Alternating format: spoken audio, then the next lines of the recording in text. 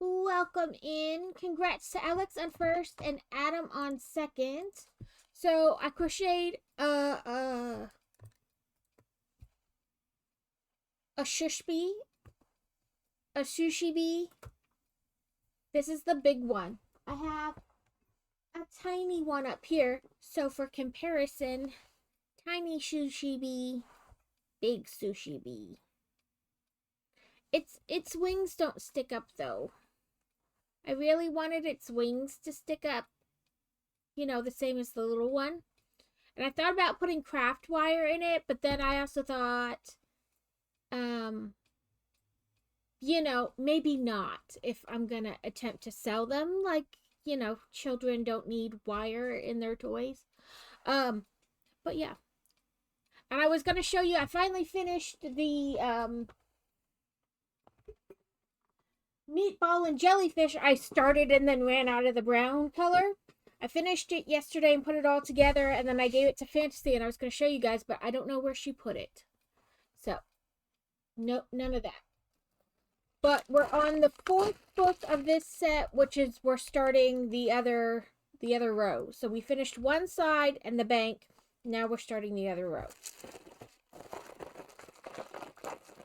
And we'll finish it Thursday, and then next week start, we'll be still doing some Lego, but they'll be smaller sets. And we'll be doing crochet with them because I need to make crochet items for Fantasy's thing in April. So I'm gonna try to make some different ones, and then we'll let the coach pick which one she thinks will be good for the thing. But hopefully everybody's week is going well. My sinuses were really bad this morning. They've gotten better as the day went, but I felt like I had a fever and like my eyeballs hurt. I felt half dead most of the day, Alex. Like all this, like pressing up on my eyeballs, because it was 80 or like 78 something on Thursday, and then it dropped down like 20 degrees the next day. And then yesterday and this morning, it was only like, it was less than 30 degrees.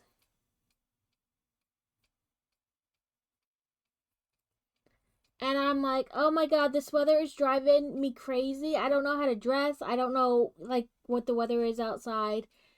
And it's like up, down, up, down, up, down, up, down. So, like, my sinuses have gone crazy. So, like, my eyeballs hurt from, like, them pressing up against my eyeballs. I felt like I had a fever, but I took my temperature, like, 5 times, and it was like, no, it's pretty regular.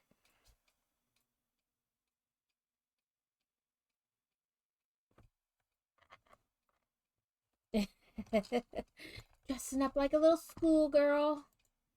Like, giddy like a schoolgirl. Like, yay! Is that what you mean?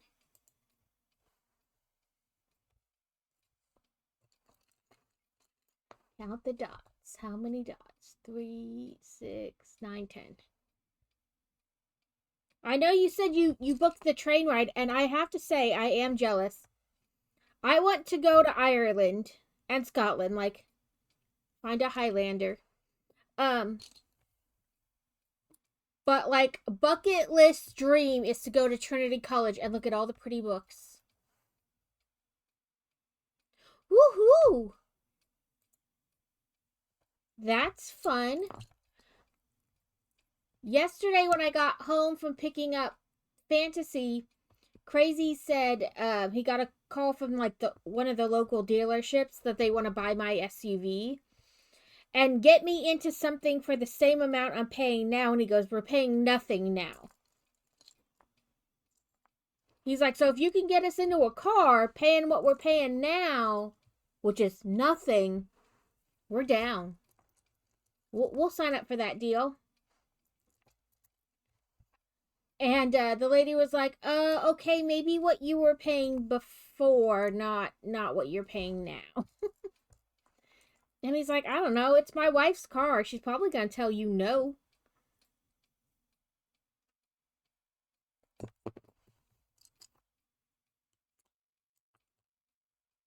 Right? Like you can tell like I will gladly pay what I'm paying now, which is nothing.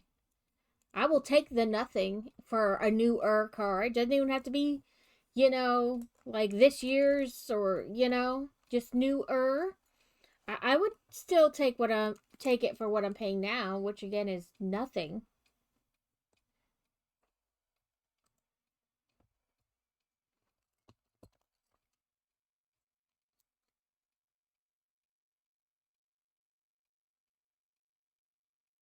I imagine like those big trucks cost so much. Crazy wants a newer truck and they cost so much. It's ridiculous. And then like even bigger trucks cuz I know you were talking about like driving hauling the mining equipment and stuff and that those trucks are even more. Yeah. Like what he wants isn't even a truck like that. It's still crazy expensive. So I can only imagine how much like a truck like what you're talking about, like the price tag on that is got to be like astronomical. Yeah. Ah, it was right next to the one I wanted. I picked up the wrong one.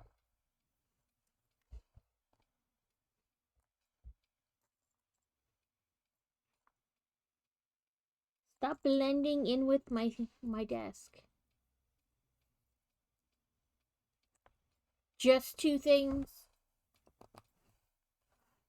I mean, as long as it has heated seats.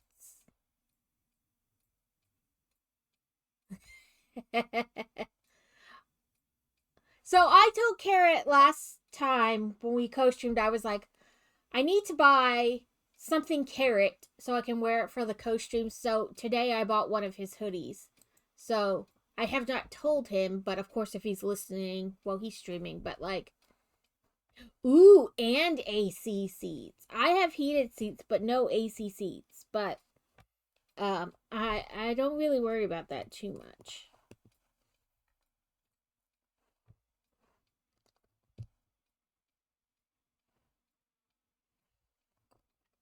Although it does get hot enough here to need them, it's usually not that bad.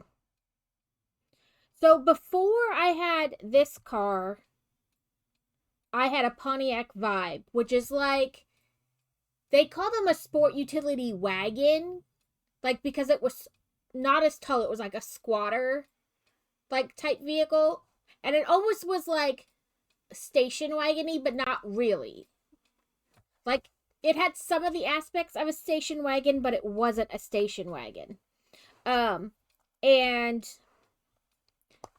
Crazy hated it because I got on their website and you can put in like all the things you want and then it'll tell you the closest dealership that has like um or it'll tell you like based on like your location what is like the closest to you, the things you want in the car like that and who has it.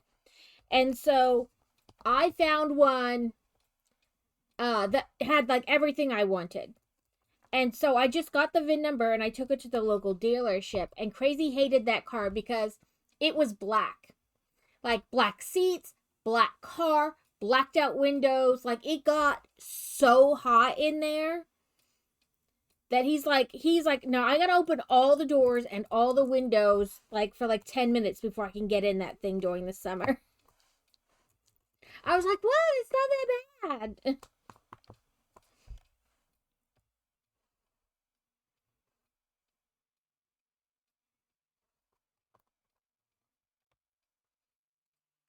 Of course, Pontiac doesn't exist anymore because it was part of like when the government bailed out all those car dealerships and stuff, like their plan to pay back the government was that they were going to get rid of the Pontiac line of cars.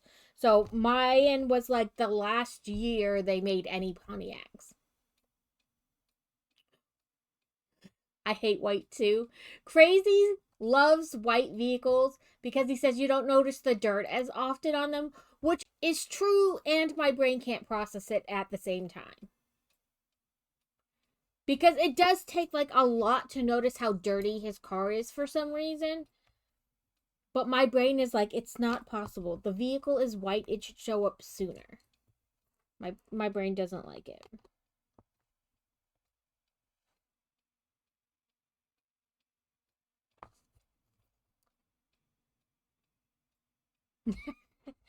That's not that weird. I mean, people use stuff like The Sims and stuff to design houses all the time because you can have like a very detailed structure. You know what I mean? Like you can be very detailed with your layout.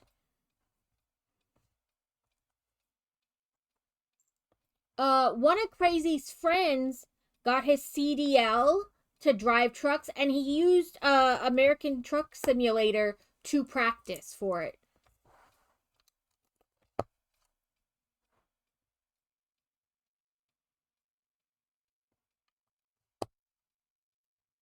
So, I mean, it's not that unrealistic. There was this article where this guy was a doctor and they were like interviewing him. And he said he teases his mom that she held him back from being as good as he can be because she didn't let him play video games when he was younger.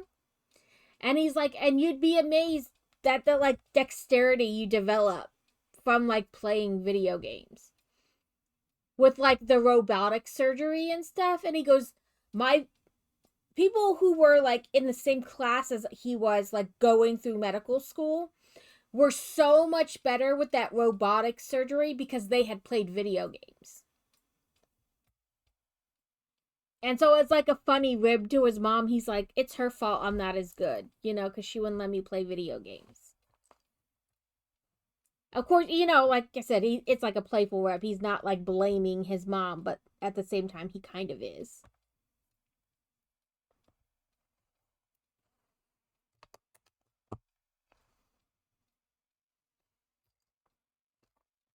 You know, when I designed this mat, I did not think about all the black pieces I would lose in it.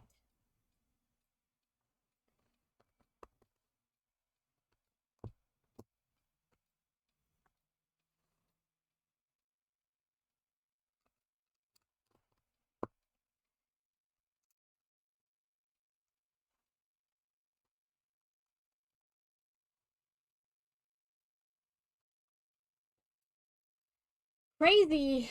Fine, like Crazy had been streaming a lot longer than me, but like he streamed and then stopped because he used to stream like only video games. And it became like not fun, I guess, anymore because it was like, why want, you know, like viewers would be like, I want you to do this, I want you to do that, play this, play that. And then when he didn't want to or whatever, then like people would get upset. And video, I think when you join Twitch and you really only want to play video games, it's a really different setup. And I've heard that from more than one person. Like it's a whole different fan base. People are looking for something different from the viewers, which isn't always good. But he stopped, and then when I started streaming, I told him, I was like, you stream, you have Lego, just build your dang Lego.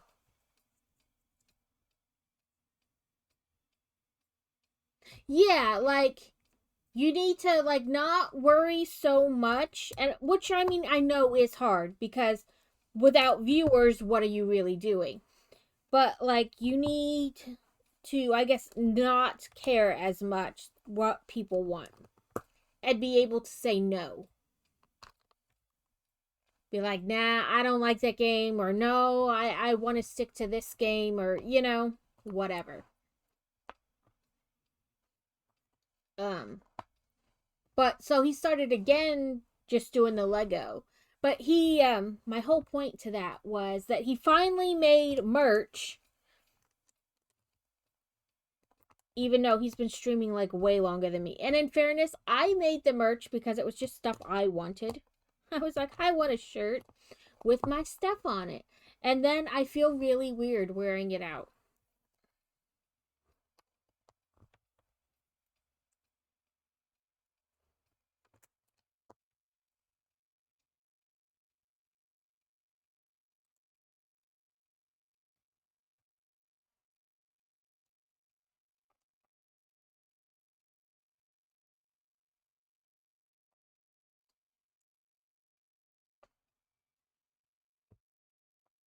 Like, I do wear it out, but I'm like, I wonder, like, if people think that's weird. I don't know. I just wear it because I liked it.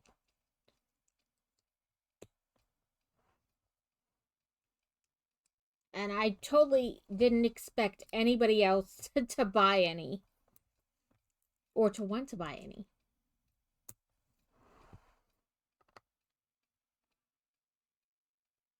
Yeah, that's right. There we go. I feel like, oh, maybe that's why. It's like I feel perpetually out of frame.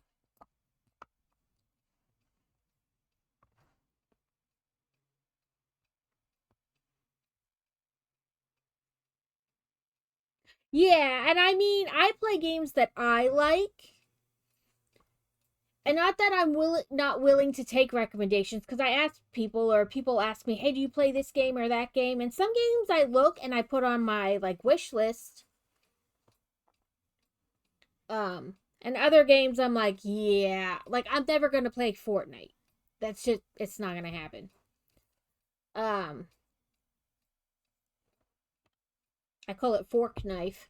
And I'm not gonna play Roblox or Minecraft either. Like I just don't have an interest in them. But like there are games that people suggest, and I'm like, okay, let me look at it. That does look fun. Let me put it on my wish list because budgets.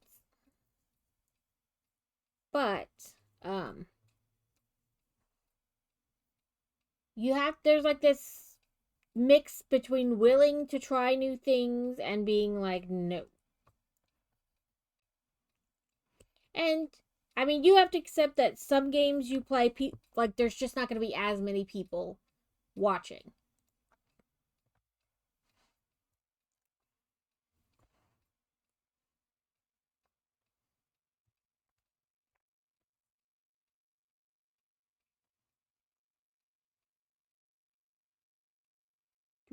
Where are you? You're supposed. Oh, you're not the same color pink as what's in the picture. That's why my brain didn't think it was right.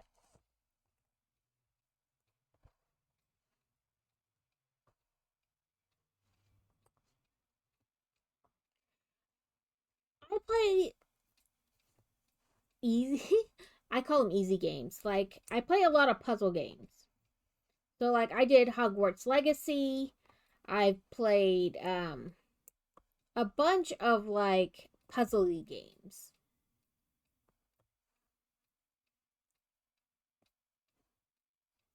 But like big ones I did were like Hogwarts Legacy, and then I did Satisfactory and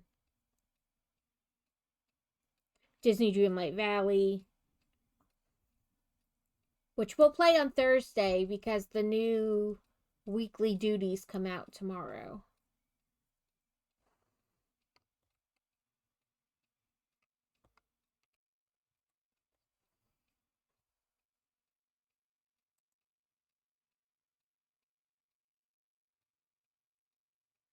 Yeah, oh, I love puzzle games. Move this here, and then over here, and then over here. Can you figure out what word they're trying to say with like these two letters and this picture? And I mean, Hogwarts Legacy has a fair amount of puzzles in it. Like the Merlin trials are kind of like puzzles. You have to figure out what exactly they want you to do and move. And there's all kinds of puzzles in that game, really.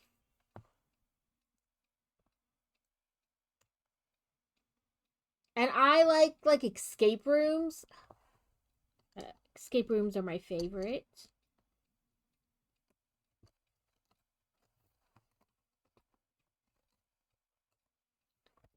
Silly, silly Boardwalk. You're not gonna straighten out, are you?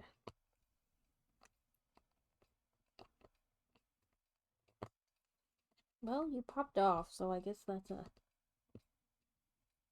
a half win.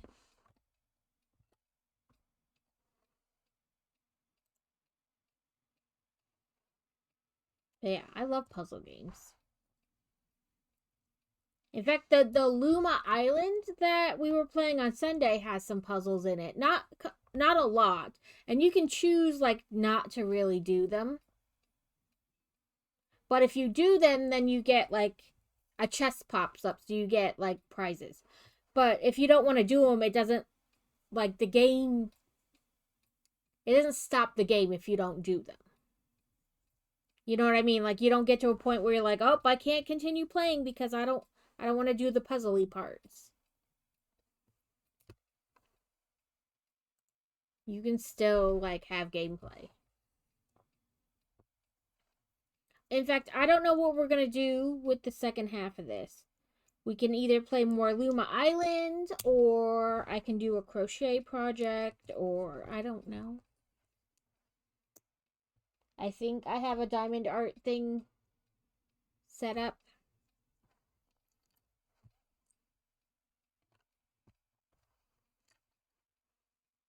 It's a little window. And then we have like a little desk of your ink and like a little gemmy thing and a little shelf system.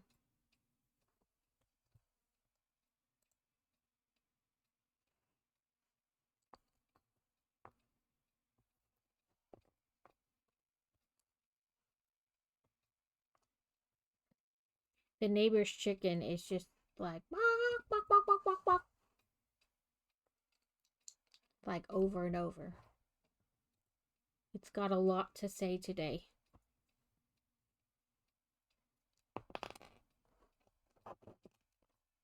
I suppose we could play more Hogwarts too.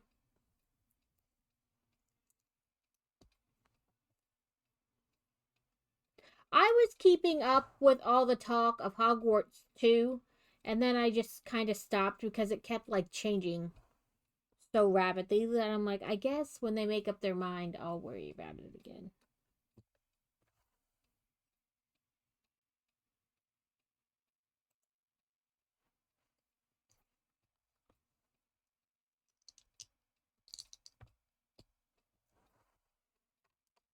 I was trying to find like a video clip or sound effect, something to add to the stream for like when people do that streak thing, like when they put in the chat, like I've 5 stream streak, whatever. Something that would like happen, but I couldn't really find anything that I liked. So I'm just gonna have to look more.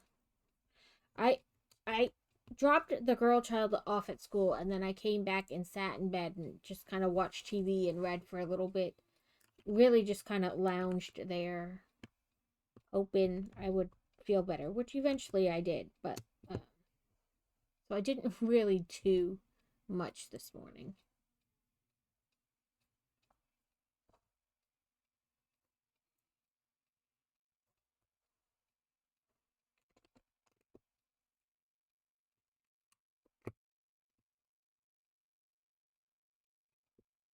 Come on. What did you do? Oh, these twisted sideways.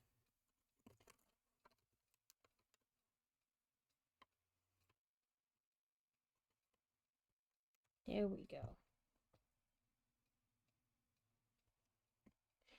Welcome in, Platinum.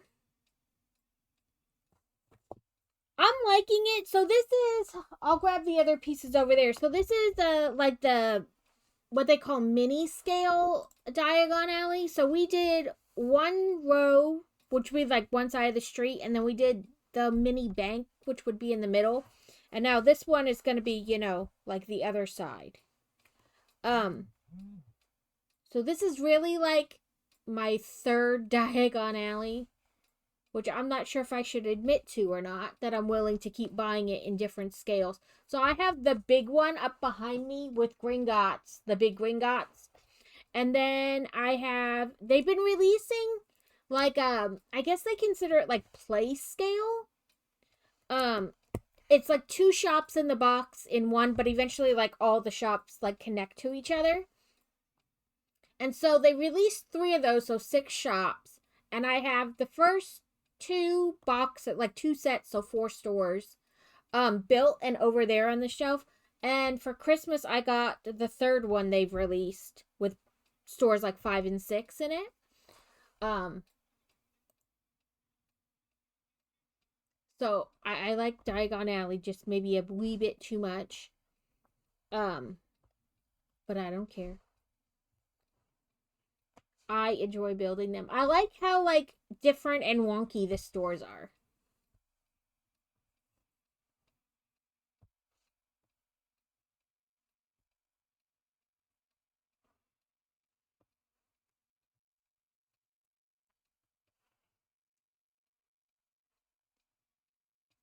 But I'm enjoying it. They're still getting a wonderful amount of detail in this kind of like smaller scale. And I love how they accomplish that. Because you're like, it's tiny. How much detail could they get? But you can really like still tell what things are supposed to be.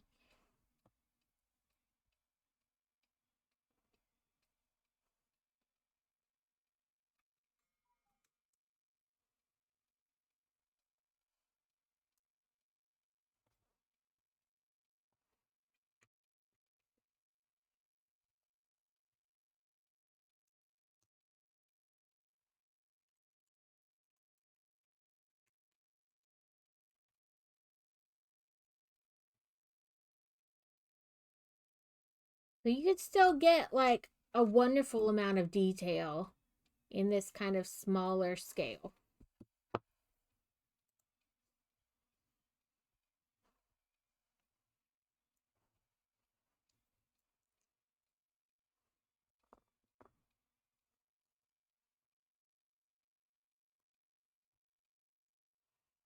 I know some people don't like how they keep coming out with different scales, you know, because they've like the play scale.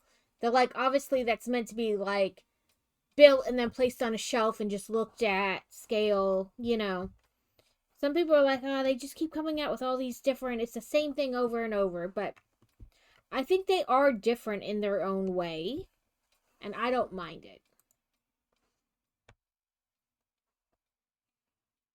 And I always figure it's like everything else. If you don't like it, just don't buy it.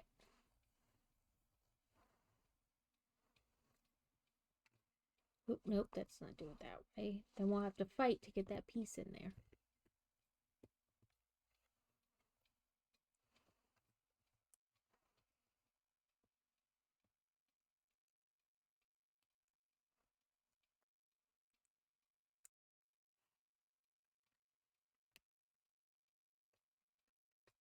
A little.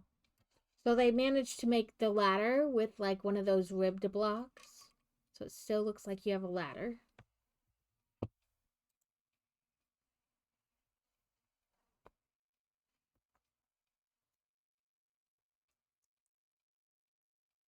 Come on, pinch together.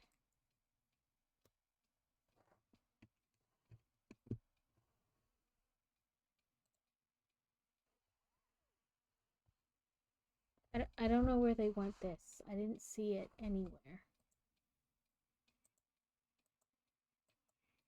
It's like it's a micro scale minifigure. If I can get my camera to, there we go. At first I thought it was something else, and then I realized it was the thing, which they never tell you where to put the minifigures, so.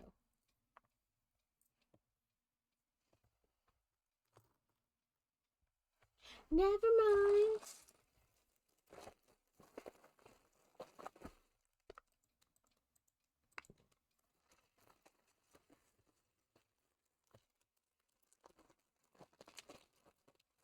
So this set total had like 21 bags and 5 books.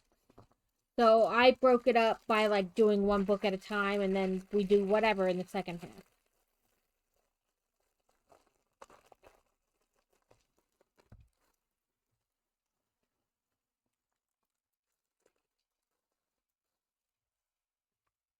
And I have the Donut Cat from Mine and Carrot's co-stream all packaged up and ready to go. I have to go out tomorrow and run errands, so I will mail it then.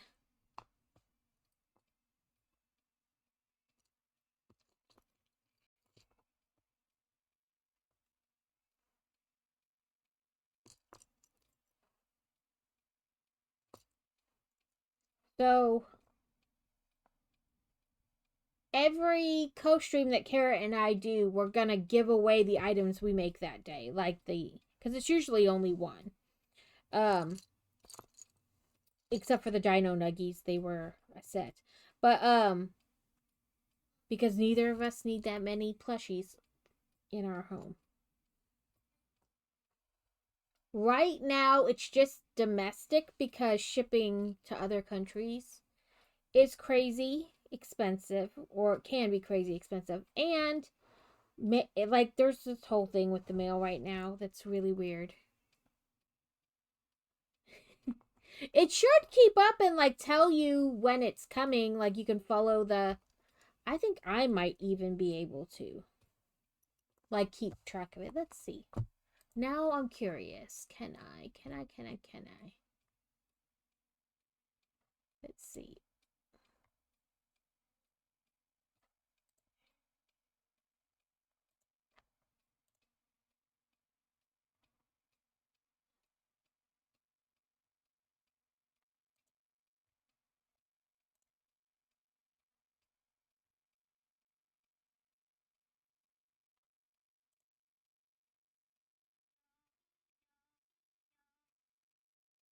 Yeah, better than I was this morning anyway.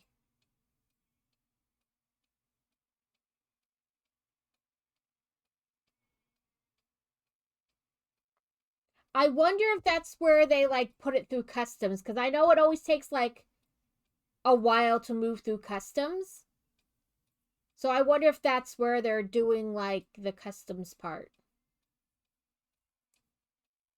Welcome in, Crazy. Congrats on third and the I'm here.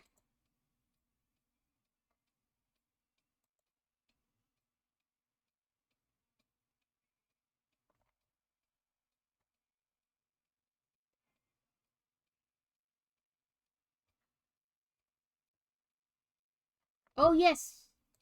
Please don't forget about our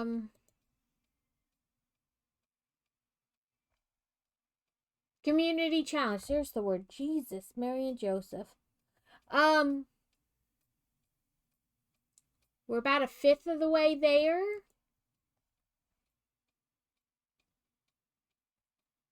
Hopefully. I bet it hasn't moved because they're probably, like, getting it ready for, like, the customs part.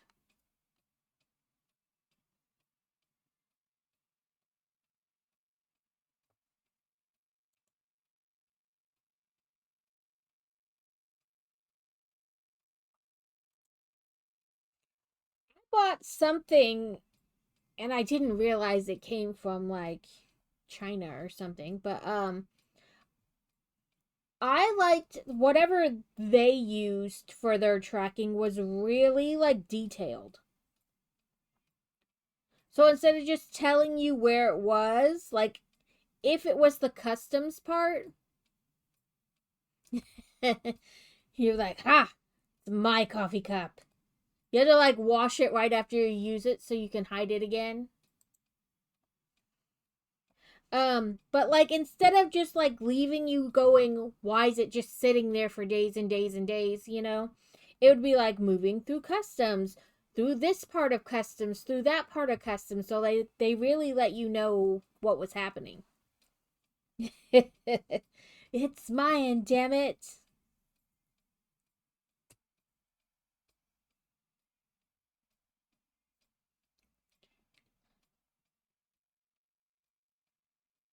Come on. Move so I can get you evened up. There we go.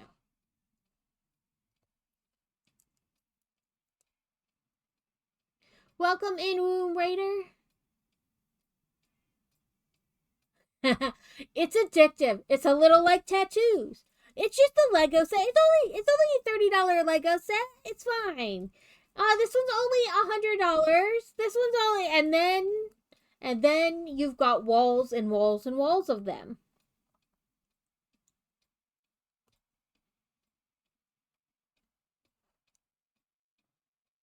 So the shelves behind me are like 7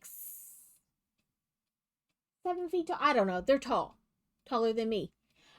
Which isn't really that hard, but they go all the way from over there to the corner to down that wall, and then we have more over there. Um, and I need more shelves.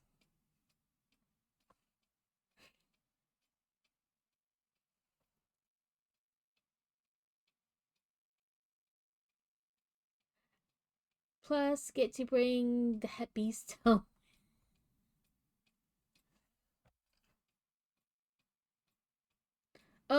Yeah. The end of my desk.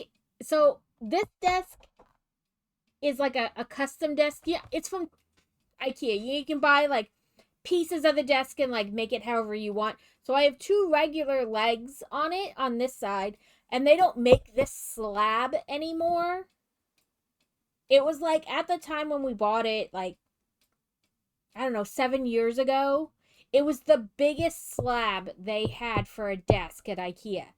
And it's as wide as a calyx. Like you know the cube, the 2x4 cubes, two across, four down, or whatever. It's got 8 cubbies.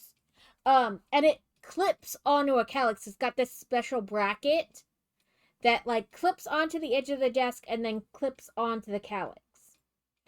So the end of my desk is a calyx with all kinds of fabric in it and craft crap. And next to it is another calyx with fabric. I took comic book boards and I wrapped the fabric around the comic book boards so it looks like it does in the store. All pretty. And then on top of it is more craft crap. And over there is more craft crap. My house gets taken over by each new hobby I make, and Crazy considerably loses less and less space to do anything in. That's why he doesn't like when I get new hobbies, because he's like, listen, we're running out of room for your hobbies.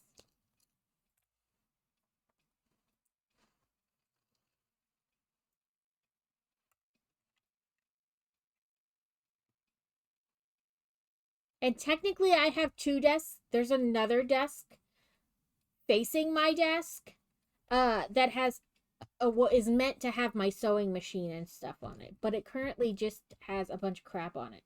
Since we moved my stuff into this room from the other spot, it had just taken over with crap. And I blame Crazy because he's the one who got started with Legos. He was like, I'll just buy this Speed Champion. And then I was like, oh, COVID hit. And I was like, well, I'm bored. I'm gonna buy. They came out with the building. It's like a bookstore and like a little house next to it, like a townhouse. And I was like, ooh, I love bookstores. Anything book related, I'm down. And so I got that, and then I got a tree house, and then I started getting Harry Potter stuff, and before you know it, so much stuff. In fact, when Crazy streams and you see the Legos behind him, those aren't his, they're mine.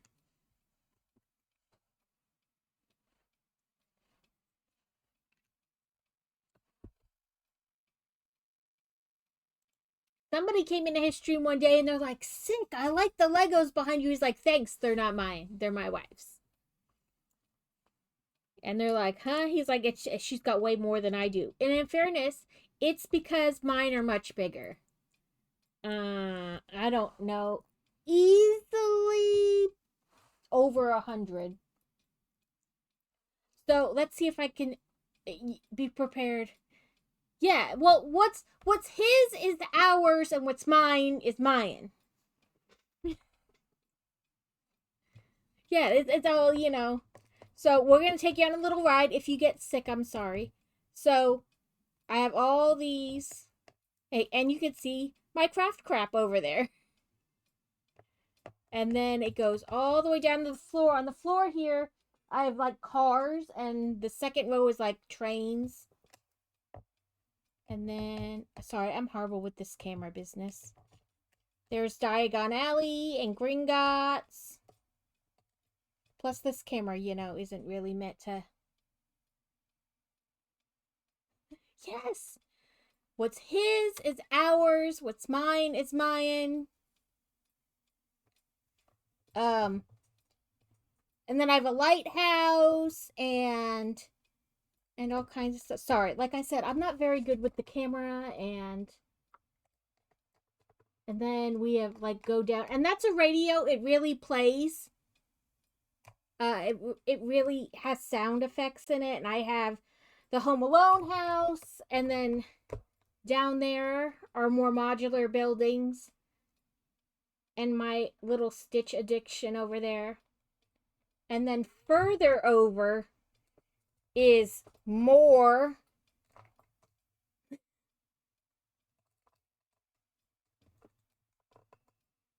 modulars and things down there. Yeah, like don't look too hard at anything. And then still more over there. And then finally on the other side of the room, those are crazies finally. Like he has like 2 shelves compared to like my 9. But he does a lot of like the Speed Champion cards, which are tiny and they don't take up much space. And everything I build is giant and takes up space. But yeah. I has a lot. You tighten back up, sir.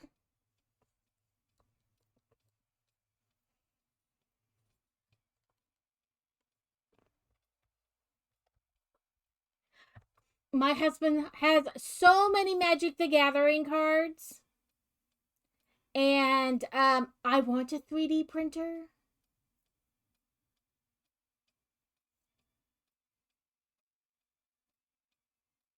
Yeah, I mean, as a family, we probably have close to 300 between the kids and what we have. And I'm really bad at scanning the books to get the points. I just keep building. And then one day I go, oh, I have like 70, you know, like a ton of books to imprint. And then I get bored because you have to sign in between each scan. And then I just stop doing it. It'd be better. I should put a redeem in that's like scan the code, you know? Because that's probably the only way I would do it on a consistent basis. But I have lots. So far, except for the new one that was kind of just released with like the chess set and Hedwig and stuff, I have all the like big Harry Potter sets except for that one that just released not too long ago. And lots of the little ones. I have a lot of them. I know you can do so much with the 3D printer. I really am like fighting the urge to get one. It's I don't need a new hobby. You guys are going to spend an entire stream just watching the thing move back and forth, and that's going to be it. Yeah. I mean, you can print so many useful things instead of buying them.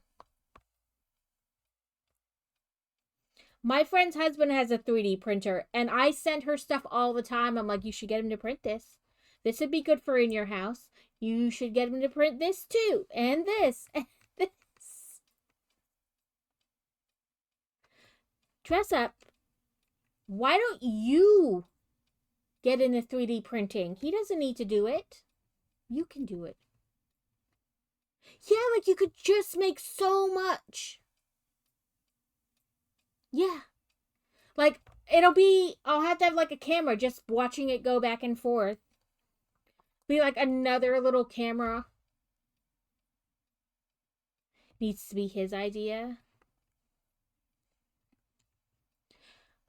Dress up. My favorite is asking for forgiveness after I do it, or not even really doing that. I just do the thing and then accept whatever happens afterwards. Yeah, you know, like they say, it's better to ask for forgiveness than permission. Except I wind up not really asking for the forgiveness on the other side either. And I'm like, well, it's done now. We can't undo it, so... It says, scrupulous writing. Look no further for the finest collection of quills, ink, and parchment, aiming to serve all your magical writing needs. Scribulous Writing Implements is so popular it even has a sister shop in Hogsmeade. I crochet. Eventually I can sell these things and make money. Eventually. Yeah, you could make you know.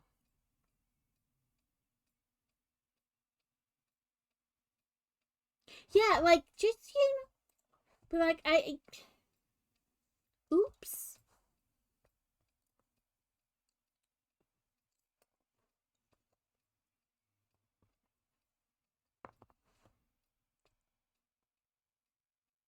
Yeah. Oops. It didn't say anything in the employee handbook that I couldn't.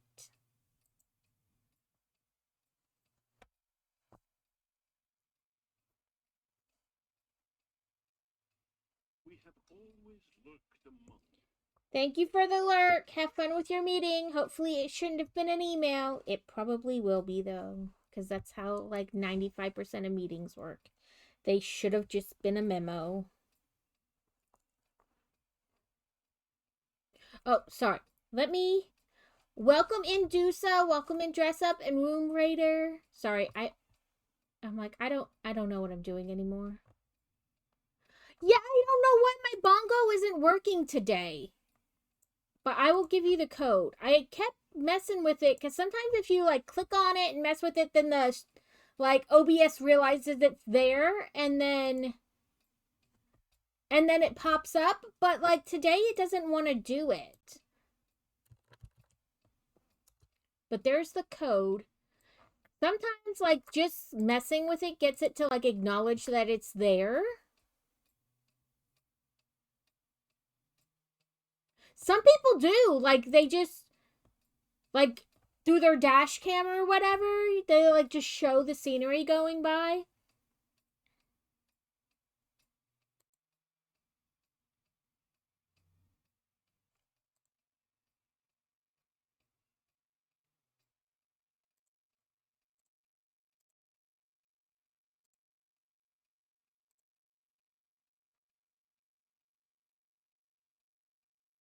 Yeah, I don't know what it is today. It doesn't want to work. Let me try closing it and reopening it.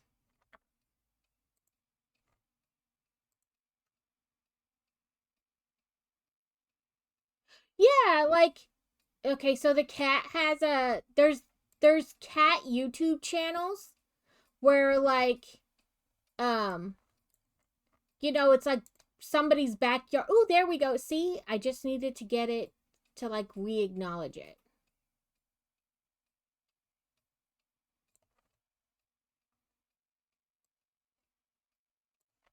Like I said, it's weird. Sometimes you just need to like mess with it to get it to like sometimes just clicking on it does it and other times no, but we'll get it to work one way or another. There we go though. I don't know why it keeps doing the thing though. But we can shoot off fireworks. For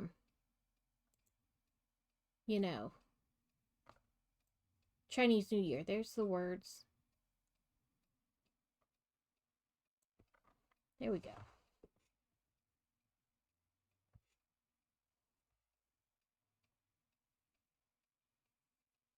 But yeah, so the cat, sometimes I'll turn the TV on in the living room and the cat will watch TV.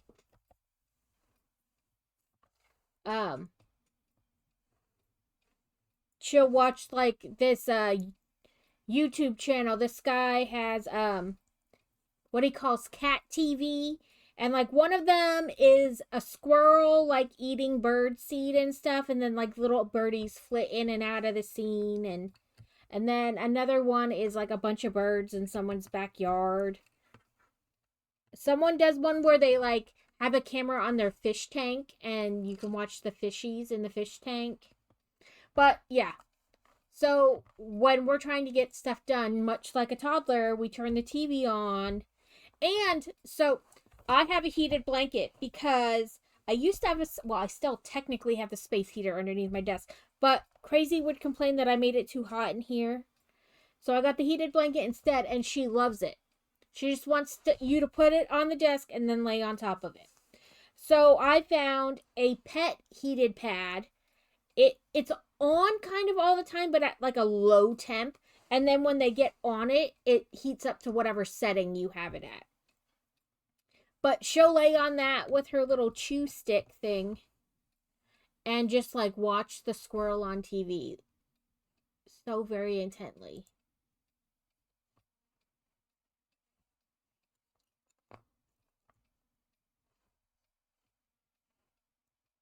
Did that code still work though, Dusa?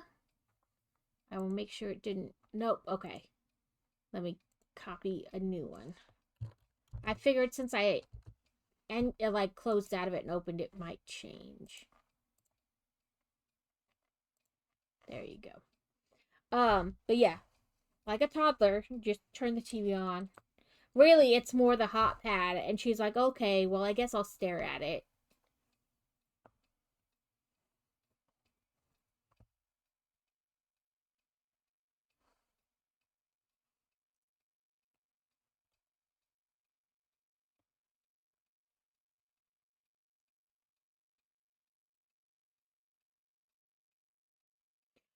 So Breaking Benjamin and Chevelle are going on tour together.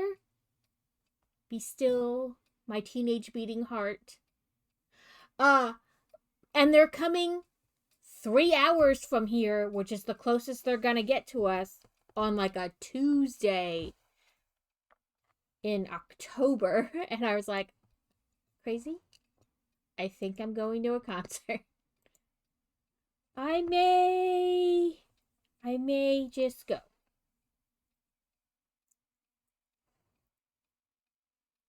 And I told Fantasy, and she's like, I don't see a problem with this. And I was like, well, even if we leave really early, like you couldn't go, just you would be late for school. And she's like, I don't see a problem with this.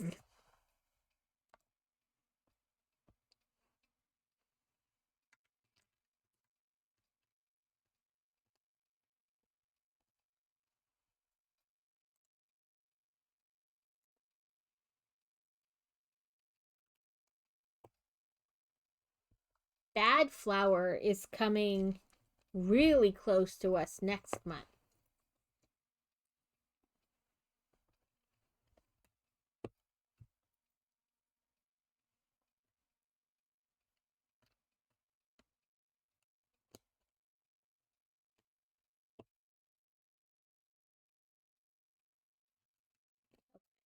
I didn't put those on right.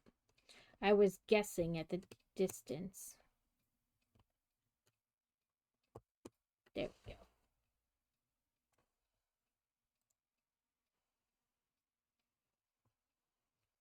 Two, three, four.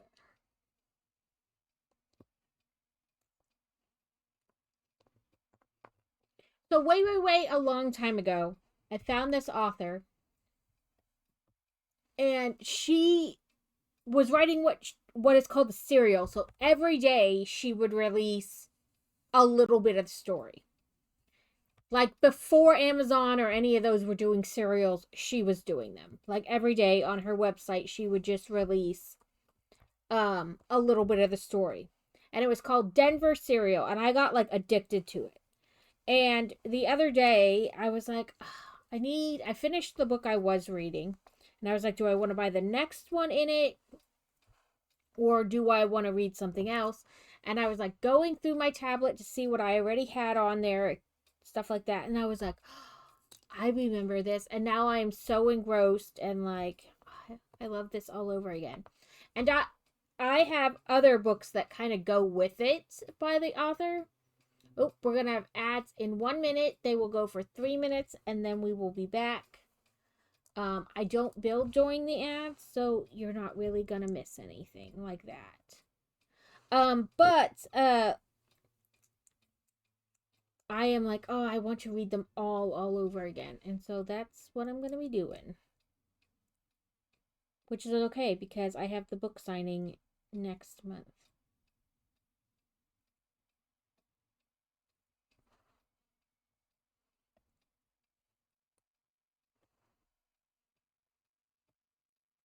Which I'm gonna push back the book after dark book talk by a week, and then we can look at all the things I bought at the book signing.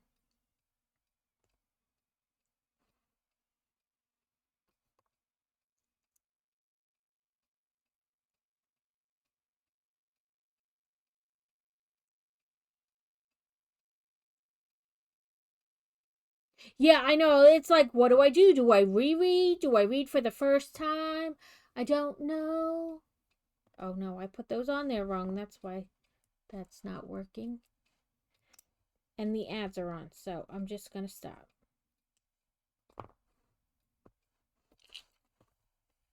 But yeah, there are books that I'm like, I still have to read them for the first time. It's like back and forth, back and forth. So many. What do I read? What do I want to read? I am just gonna double check Boy Wonder School platform thingy. He was waiting to do his assignments till he had the classes today to make sure he understood what was happening in the assignment, which is okay. But I just double checked to make sure.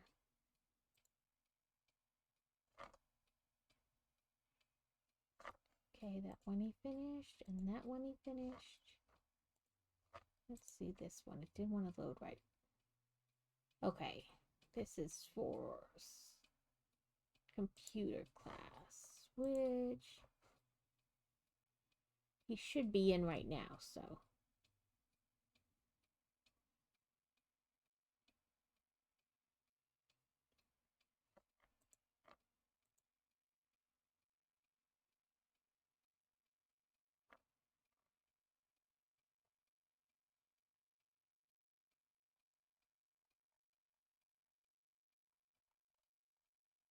Okay. They apparently had so many kids in his science class, social studies class, one of his classes, that there was like too many kids for the teachers. So they split the class. And so he was one of the kids who went to the new teacher. And so like half his assignments basically said they weren't done because they had to like fix it in the system. He's like, "Mom, don't freak out. I did those. I promise." I'm just taking that apart. I did them. I promise. You just have to wait a day or so while they fix them. So he did do them. And today Fantasy is having her is taking the ACT at school. Which she didn't call me and say that her military ID wasn't good enough for as a form of ID. So that's good. But she said then they have like they're gonna do that in the morning and then have like an hour and a half lunch and then go back for something else and then just go sit in the courtyard till school is over. So I was like, okay. You're doing nothing today in the afternoon anyway.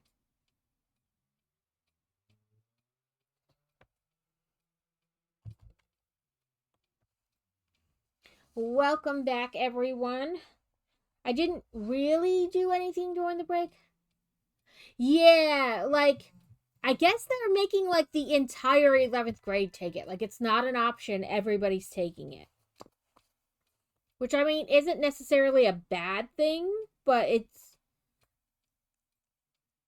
kind of like different. I didn't realize they would, do it in mass like that.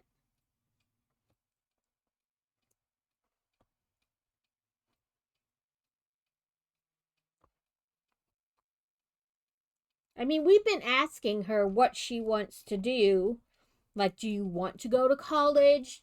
Do you want to just get a job or like, like not go to college but go to like um what's the word? My brain is not working today. Um, but you know, like if you wanted to be a farrier or whatever, a trade school, there we go. Like if she wanted to go to a trade school or a tech, you know, kind of thing versus like college. And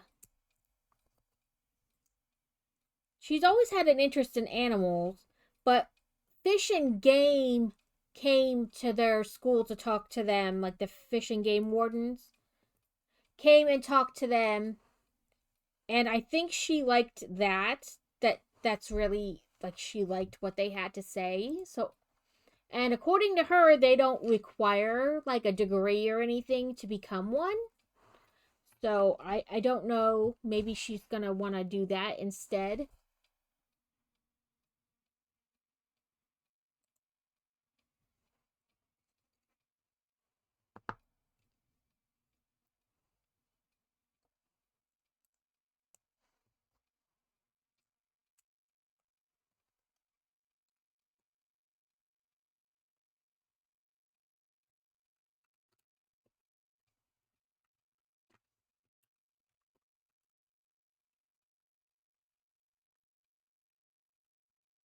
Come on.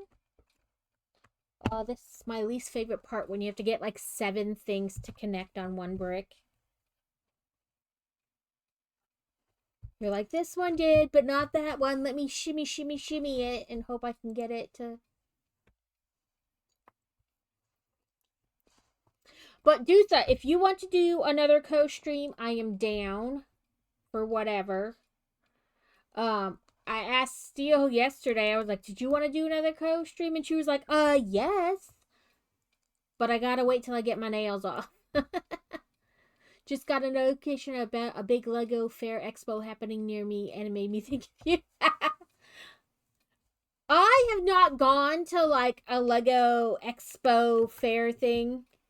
I know there's a big one in Chicago that a lot of people travel to, and it's not fairly expensive to go to it. But, you know, all those little things add up, like the food, hotel, you know, all that stuff like adds up. Even if the tickets to go aren't like particularly expensive, eventually all that kind of adds up. Sorry. I realize you guys can't see what I'm doing. I put this here. But yeah. It is definitely something I would like to do at least one time.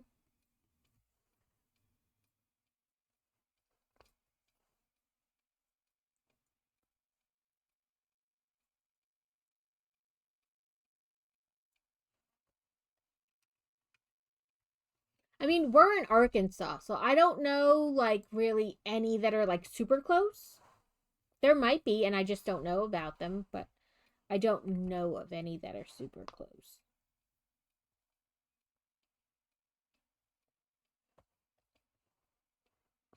Isn't it funny how like stuff like that happens? You're like, I met this person on Twitch, and then you're just out living your life, and you're like, oh my god, so and so would like that. My mother-in-law is always looks at me a little weird. Like my friend on the internet said this or did this or we did this, and she's like, it's the person on the internet.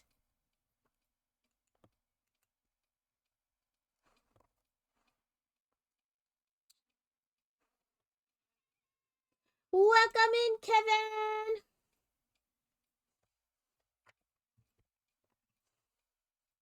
Don't forget to contribute to the community challenge to make Kevin's dreams come true of me playing Farm Sim with him.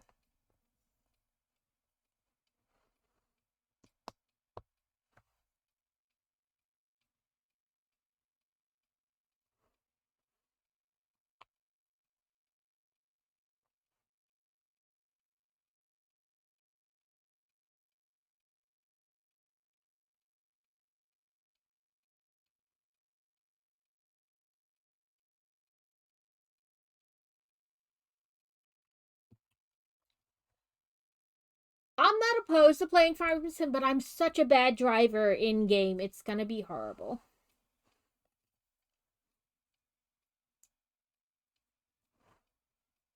I cannot drive like vehicles in game well at all.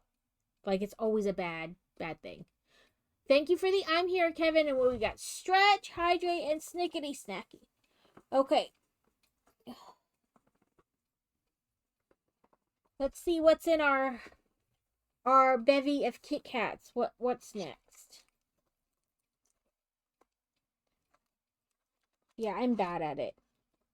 I think this is the matcha one again, but I'm not positive.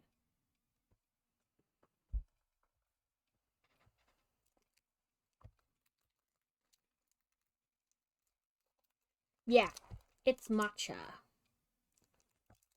This one wasn't bad.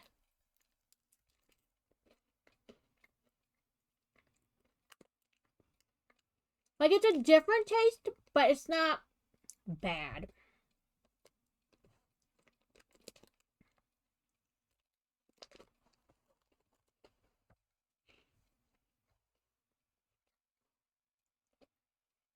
So I thought the one I ate was orange chocolate, but then the next time it was redeemed, I was like, no, this is orange chocolate, because it tasted just like a Cherry's orange chocolate, which I love. Oh, Crazy has a steering wheel. I could theft it. I'm not sure I'd be any better, though.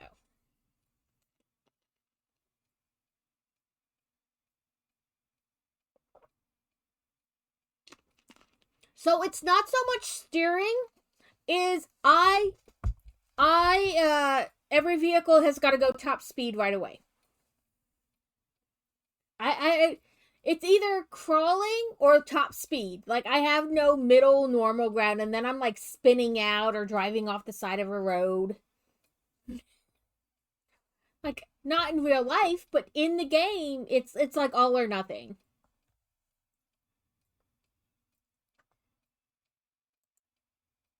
It's totally not so much the steering aspect. Usually I can, like, the first couple times it's a little weird because you're like trying to figure out the best control, you know what I mean? Like how the controls work. But like it's more the speed issue, all or nothing, all or nothing.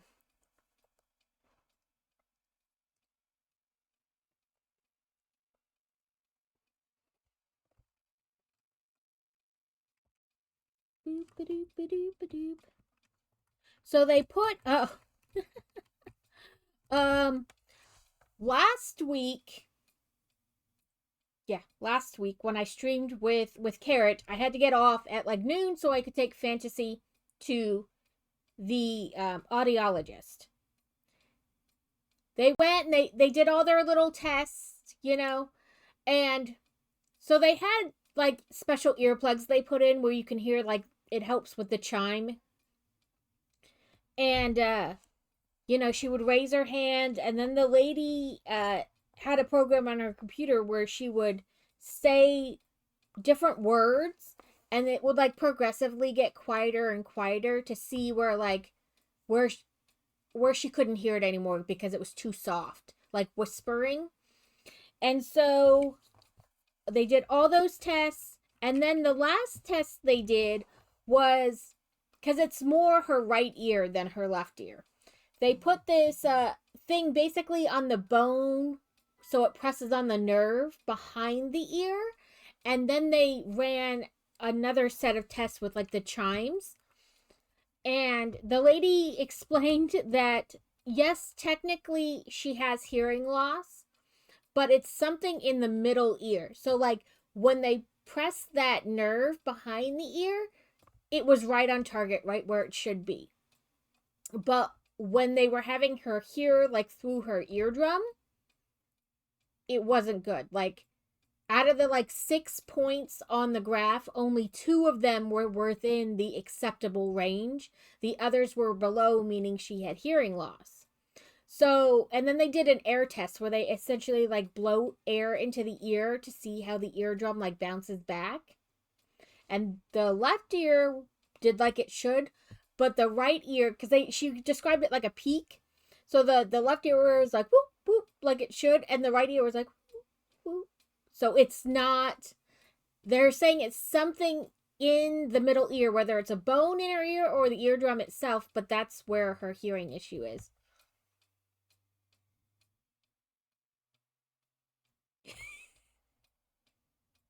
Well, the lady was like, don't guess.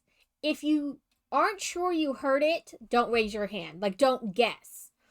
Um, so I mean, we were there like a half an hour, 45 minutes maybe. But some of that is like them setting up and running doing different things. But they said she does have hearing loss in the right ear, and they've discovered it's that middle ear portion. So they were like, you're gonna need to go to an ENT. So then we went back to her because her pediatrician is on the way home because she just goes there on base. So we stopped by and we gave them the paper that the audiologist gave us, and they made a photocopy of it. And then they're like, okay, we'll have the doctor put in the referral. So they called yesterday because it was Thursday, like late Thursday. So I didn't expect them to call back and say it's done, right away. Because, and then Friday, they have trying to get all the stuff done for, so I didn't expect it then either necessarily. Oops, wrong one. But they did call yesterday saying that they put the referral in. So hopefully by the end of the week, it's been processed and we have a doctor that I can make an appointment with. The lady's like, she could wind up having to have surgery on her ear, so we shall see. They're like, it's not a definite, but she could wind up having to have surgery on her ear.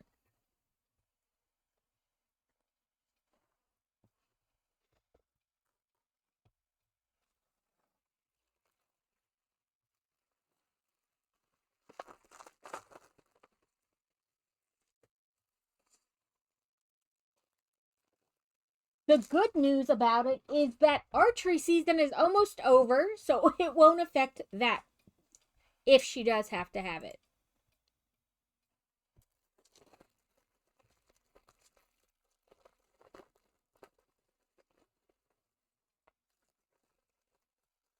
Because they have states next month for both Bullseye and 3D, and then in April we have our fundraiser, and then in May they go to nationals, which seems a little like we shouldn't say that we're definitely going to nationals because we don't actually know, but they go every year, so at the same time we're going to nationals. I'm not sure who these micro figures are supposed to be. But yeah, that is in case anybody was wondering or worried or inquisitive or whatever. That's how her audiologist appointment went. I'm going to raise it up just a little bit so you guys can see what's happening. I won't eat it. There we go. See what's happening on top.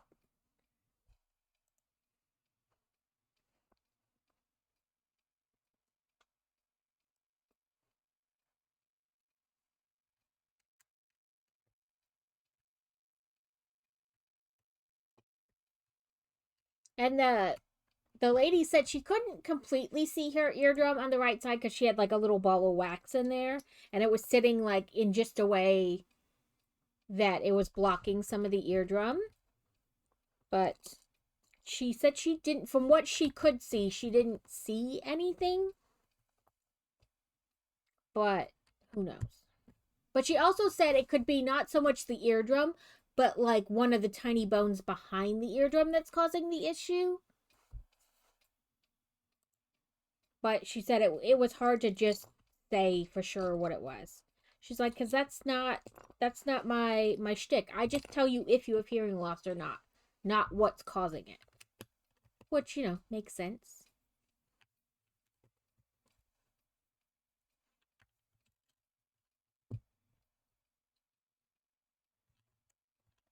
Nope, wrong way.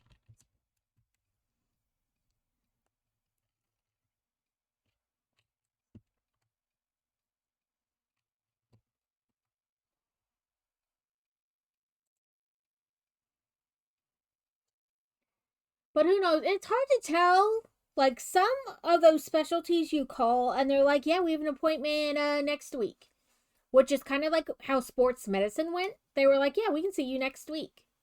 And then you have other people like the GI doc where they're like, yeah, 4 months from now, we have an appointment.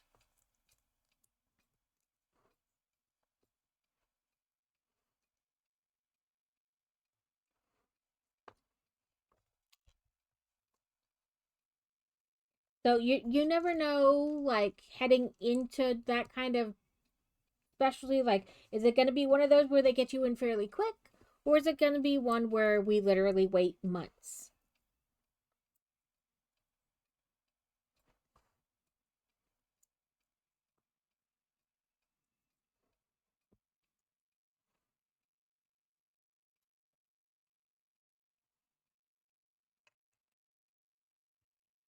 Come on.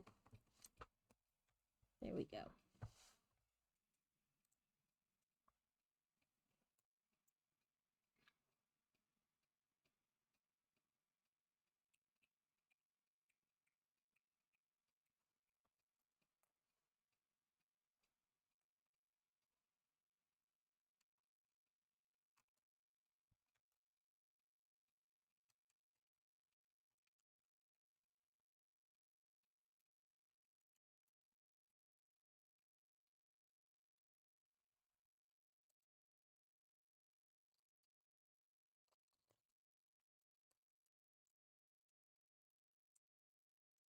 Okay.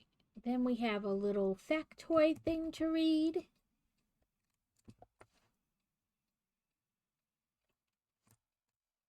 Okay, it says Borgin and Burke's, which is this store, tucked away in Nocturne Alley, a shady side street to Diagon Alley. This quirky haunt filled with ancient curiosities infamously attracts a slightly more sinister wizarding clientele. So this is Borgin and Burke's in here. It's hard to. It was just like a collection of things. There was nothing like distinctive. I do like the way the windows are in here though. On the inside they're like that orange, which gives it more of a like a darker atmosphere.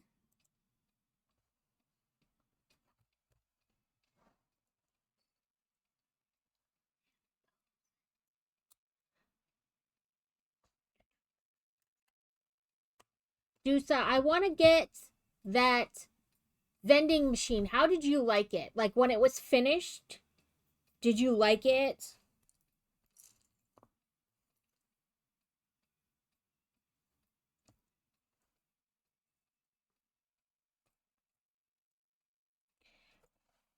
Could you put more balls in it than the ones they give you? Because I know it comes with all those minifigures to put in the balls, but I have like the minifigures from like you buy the little individual boxes, and I was like, oh, like if I got doubles of them, I could put them in there too. I know I would have to buy the pieces to add more balls, but like I was wondering if it could hold more. Okay. Because that set has been on my list, and I'm like, one of those do I bite the bullet kind of deal. I keep feeling, oh, it is wonky. I was like, I feel like this is not correct. There we go. Okay. Because I was like, I know it comes with all those, and I kind of almost wish it didn't come with minifigures or didn't come with as many. Where you could put in like the minifigures from like those.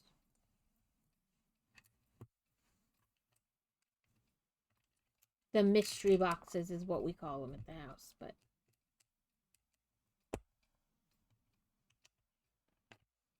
because I know it's got to have like room to move, to dispense them.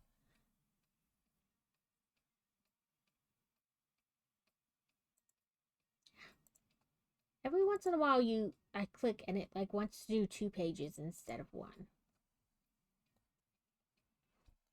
Yeah, I had heard that those minifigures that come in that set are like some of those where they sell for a stupid amount. You're like, it's a minifigure.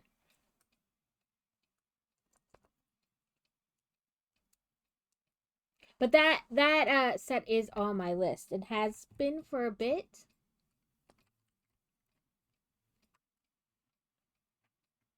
How do I feel like that? Oh, okay. I don't know what I'm doing, and that is apparent. Okay, I think this is actually supposed to be back a little. No, that's right.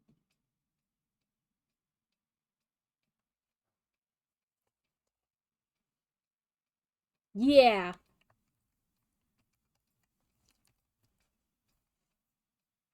Okay. I feel like something didn't. Oh, okay, I see what happened. When I was trying to connect all these, this one got a little wonky and got like I don't know what is happening here. Okay. Sorry. Okay, I see. So this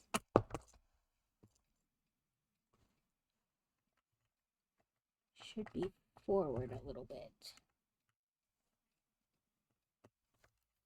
And then this, if I can get it to clip on.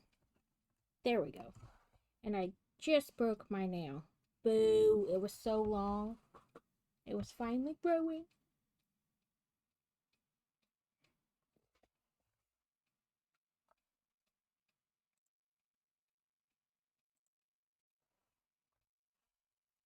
Listen, I put pieces in the wrong place all the time.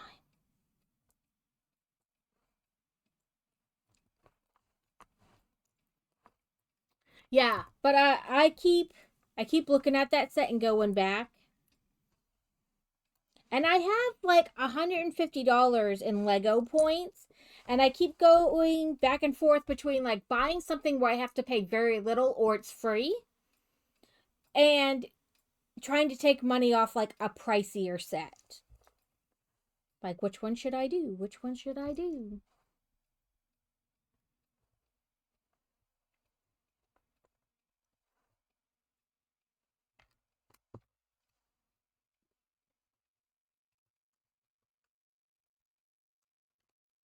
And then I have like $50 at Barnes and Noble, which is the same thing. Like, do I try to get $50 off a pricier set or do I go with something where it's like almost basically free?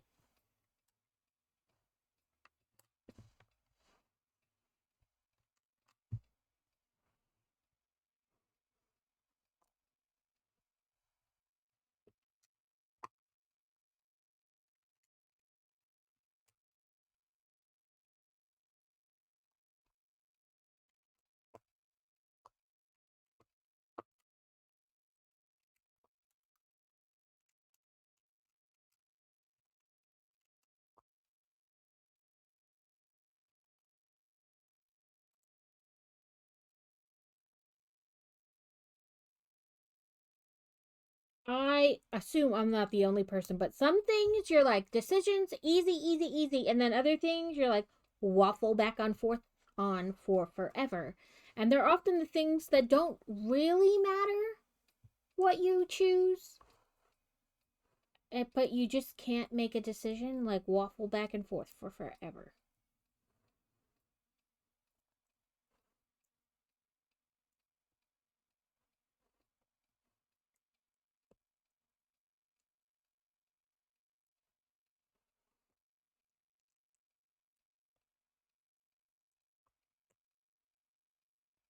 I think this is gonna be like, I don't know.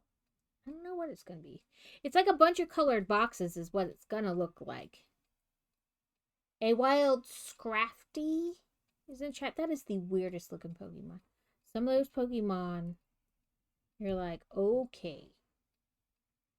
What were they thinking when they came up with this? But, okay, there's this lady.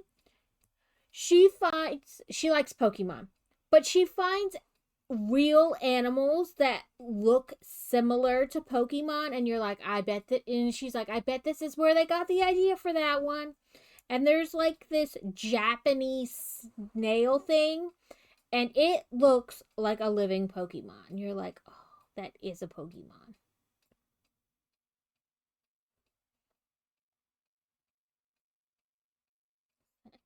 Another one of these. Nope, next door.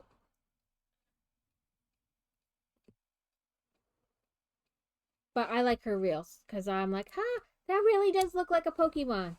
So she finds either animals that are resemble Pokemon, or she's like, this should be a Pokemon. I'll see if I can find that snail I'm talking about. It is just the most adorable thing ever.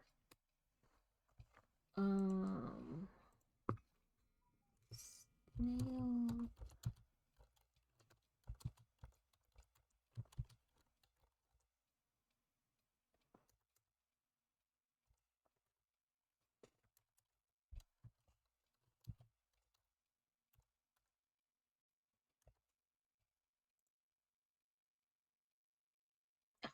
It's called a leaf sheep.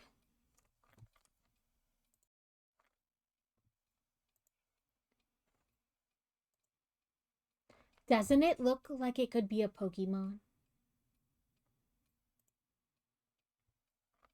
Look at it. It is adorable. And it definitely looks like it could be a real life Pokemon.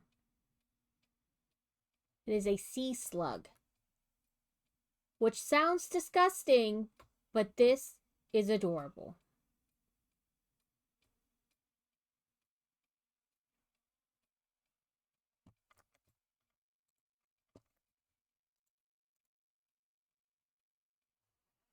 Okay, we have our stack of boxes.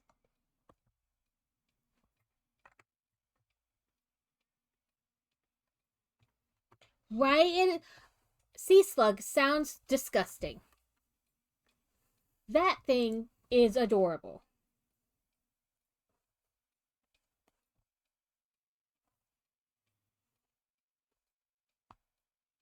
I found this page. It's called like deep sea life or something like that, but essentially they're like way deep in the water, and so they're like all kinds of animals that live way deep down there. And some of them I'm like, oh my god, that is adorable, and then others are like, oh my god, that thing will not hesitate to eat me.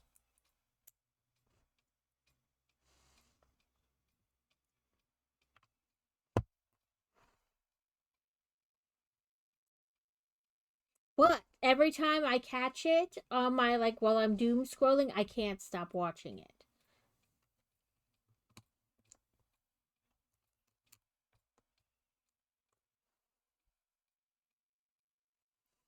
This way so you can see it a little better.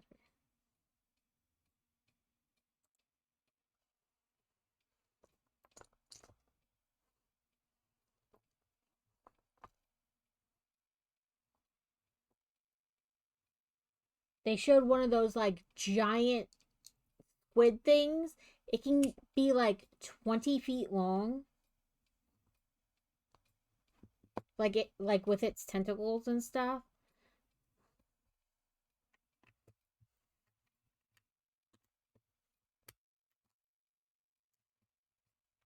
No, one forward. There we go.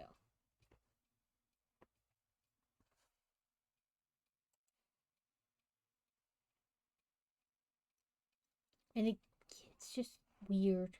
Some of this stuff, like I said, is like so adorable, and then other stuff is like, whoa, I do not want to see that thing in real life, like up close and personal.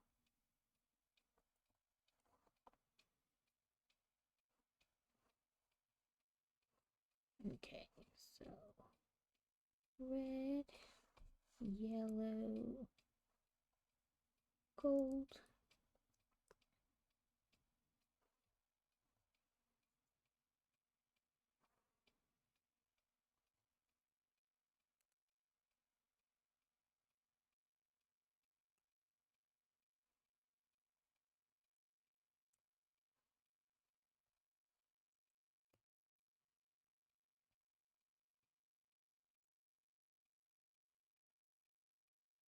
more boxes. I don't know what this building is supposed to be.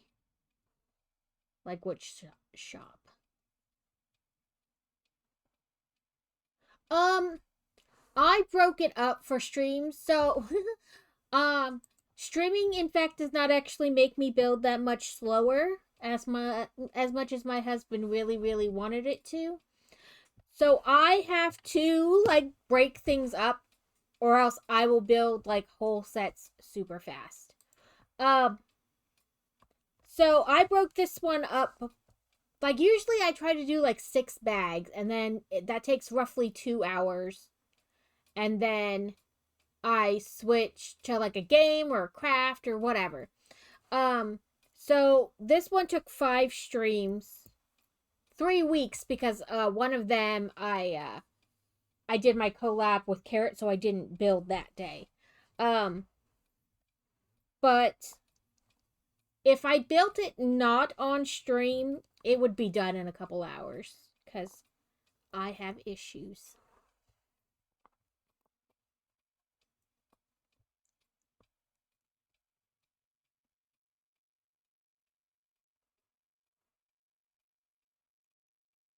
Yeah, Crazy wanted me to stream building the Lego because he's like it'll slow you down. In fact, it doesn't really slow me down that much.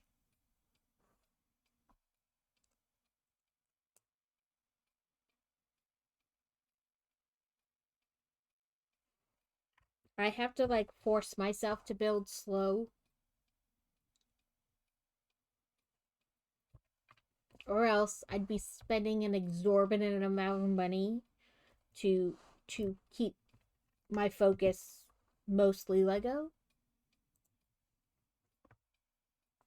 Which I plan to add more or I want to add more craft stuff. Like more crafting streams. But then my brain goes, but that's not what you started. You started doing Lego. You can't deviate too far from it. So I've started like once a month we do the book after dark where we talk just about books, and then one night a month we do not on stream, we do it in Discord like a stitch and bitch. But you don't have to stitch. You can do whatever you want and just hang out with us. It's a craft hangout more than like you don't even have to do crafts.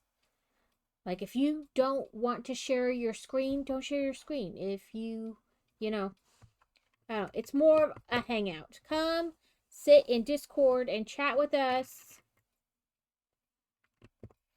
So I just added it and I've only really done one. Still very new. But like my brain is like you can't deviate too far from where you started.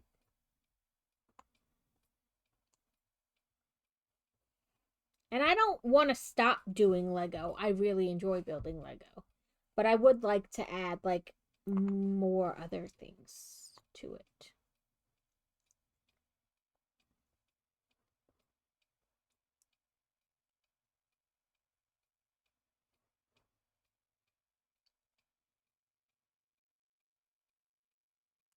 Which I have redeems where you can be like, okay, I pick what game you play next. Um yeah. I mean I probably could, but my brain is like, don't do that. Don't stray. Shut up, brain.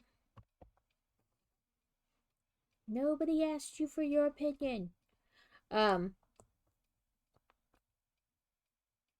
but yeah. I have the redeems where they're like you can choose what game I play next, or like if you want me to do a craft stream or things like that. But I do try to add more. And like I said, next month I guess will be like a test of that. Because while I'm still gonna build Lego, I want my focus more to be working on those different crochet projects for the fundraiser.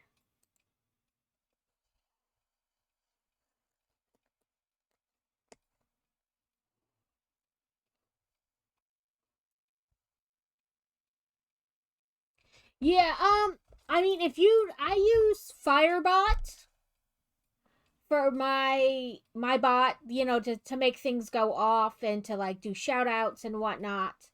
Um so if you need help, I'm more than happy to help if that's the bot you wind up choosing. I know there are several different ones. And then I pay $5 a month to have Frosty. There is a free version of Frosty, but like with the shout outs you have to wait so long in between each shout out. So I just paid the $5 a month to Frosty.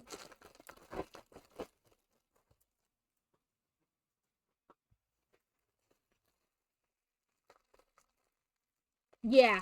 I mean there are a ton of different bots you can use. I think one's called like Nightbot, they have Firebot. I know Streamlabs kind of has their own bot too.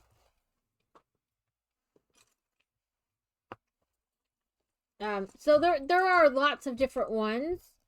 I like Firebot because it allows me to add like videos and sounds to the things. Yeah, I had Streamlabs when I started, but I wound up going to Firebot because Carrot and Steel used it, so I had like somebody to ask questions about. But also I liked that you can add video or sound effects to the redeem or the action. So like when Danny comes in, it plays like I'm Danny Phantom. And when Kevin comes in, it's like the Home Alone Kevin. Like you can add sound effects. And that's why I chose it. But there are other ones that you can do that with. So I mean, I know not everybody's open to talking about like their setup, but like ask as many different streamers as you can, like what they use and what whether they like it or like things they don't like about it. Firebot seems like it can be overwhelming when you first start because there are so many options, but it's actually pretty easy. Like once you like get over, oh my god, there's so many options, it's actually very easy to use. Yeah, like don't worry about asking. I'm pretty open to telling anybody everything I use. It's not like some great secret. The truth is there's only so much you can do unless you're coding it yourself. We're all pretty much using the same couple things. Like I said, unless you came up with a program by yourself and coded it and everything, we're all pretty much using the same, kind of stuff. There are, different ones, but there's still only so many. I think that's more like in the gaming. I've heard that gamers are more like they don't want to talk about their stuff. They don't want to stream into each other because then somebody might watch that streamer more than them. Like it's I don't care. Like if I raid into somebody and you like and they stream at the same time as me and you like them more, oh well, like, I'm not gonna stop raiding into people because somebody might like the other person more than me.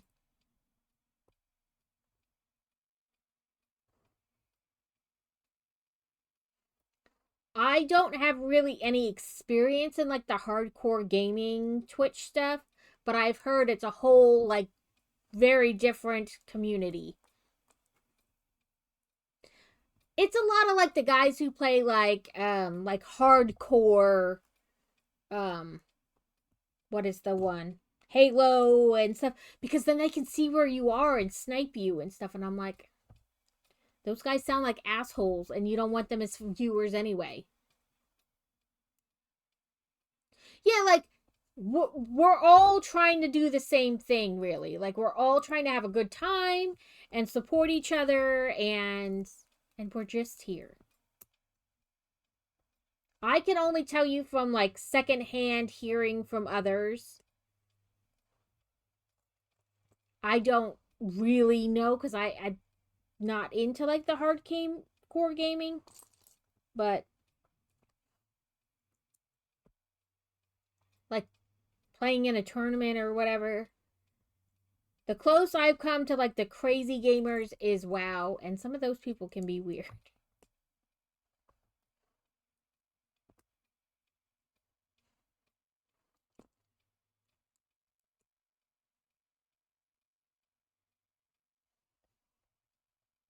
Make sure I got my building the right direction.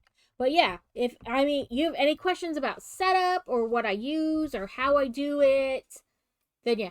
Yeah, I do like Hogwarts Legacy and puzzle games. I'm not like a hardcore.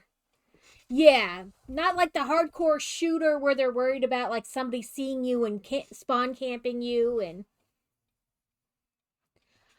yeah. And just like any other community, they sometimes are not that great with women.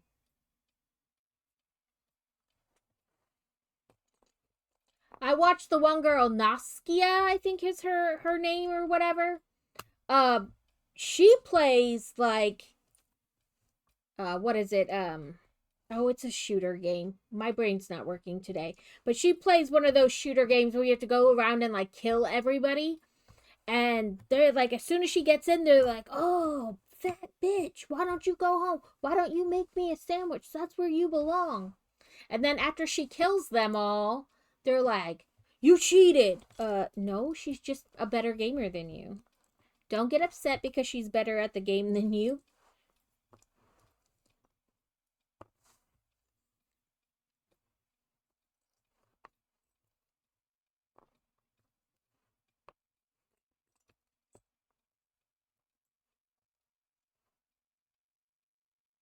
Yeah, like, why does it matter? I didn't know, like, and like I said, it that kind of rolls around to like, sadly, right, like there's nothing wrong with women gamers. Sadly, there's people in every kind of walk of life that are not always women friendly. It's not just gaming. Um, but like some of the things they say to her are just like, whoa. Also, let me meet you face to face and you can say that to me. Because I guarantee there are going to be a lot of different things said. Yeah, like I don't get it. The whole, this is not your space. I'm human. That makes it my space. Like,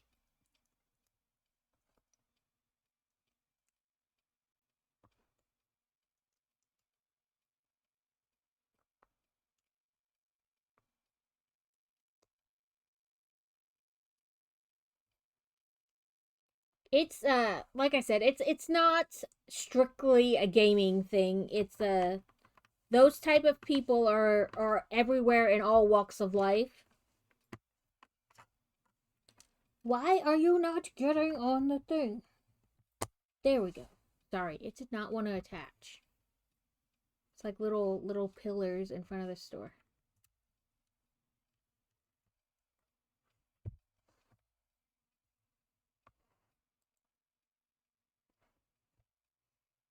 But yeah, I don't play like the hardcore kind of game. And I do like I don't know. I don't even really watch people who like right, like I am all for like we can all play the same damn game. I don't know what it matters. Um but there those type of people are in all kinds of places. It's not just games.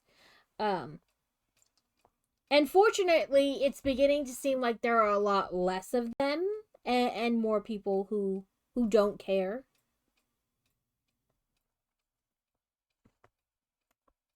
I have my whole soapbox moments cuz I'm a crazy feminist sometimes. Um but that's a whole nother story. Yeah, like some guys are just like, holy crap, you're a girl. And then that's like the end of it. And you're like, okay, I can see that because maybe there aren't as many women who play it. And then there's some people who are like very offended that you're a woman and playing. Like, that's not your space. Okay. I didn't realize when I bought it, it didn't tell me no girls allowed. It didn't say nana nana boo boo, no girls allowed. I'm sorry that I didn't get that memo.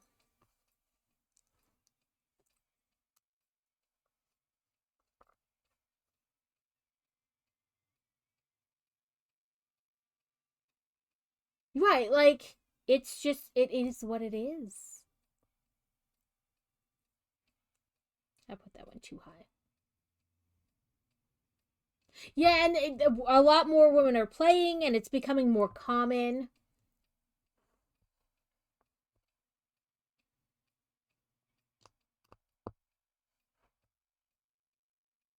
Nope, nope. I'm trying to put it in the wrong place.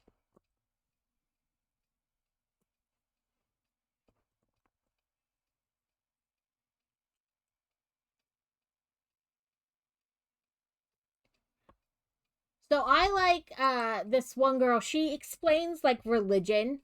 Like she grew up in like a very religious culture, like heavy religious family, and she went to college for theology and all kinds of stuff. So like she can explain it like way in depth in like a scholarly way and not like a religious way. And so I like to listen to her as she explains things. And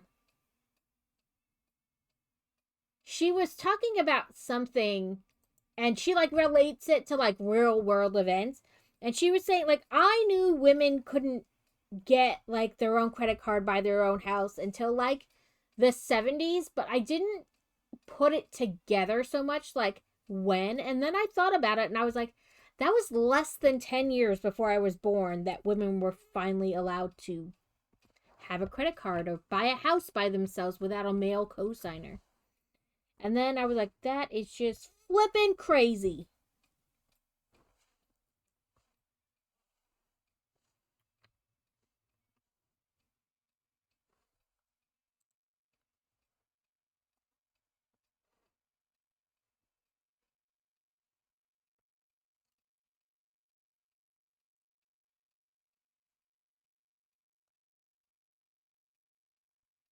It was like 1974, and then they had to rewrite the law in like 76 because it was still discriminatory.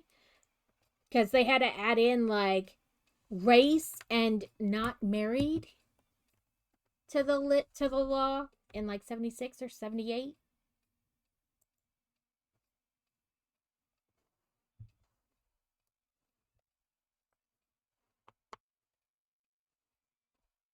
Nope, I grabbed that one already. This one.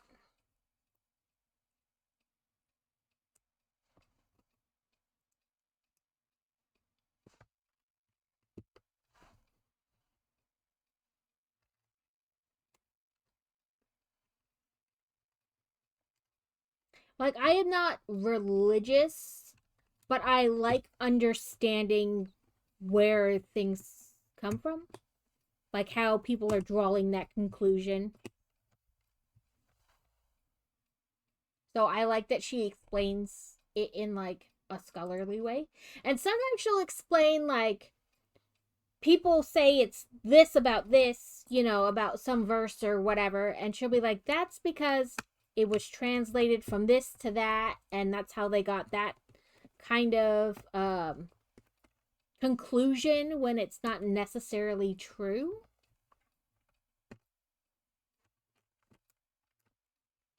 Okay. Sometimes we have to push and pull and get things to line up.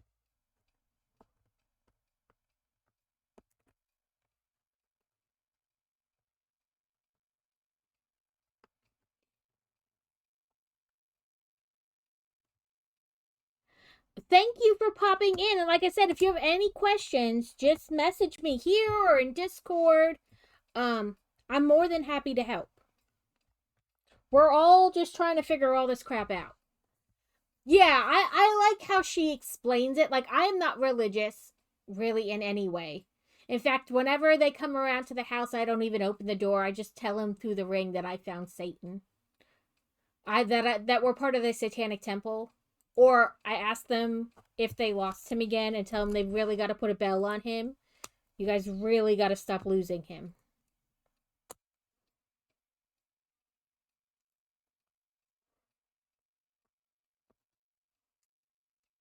But I like to understand, like, how, you know, how people get the conclusion they're getting.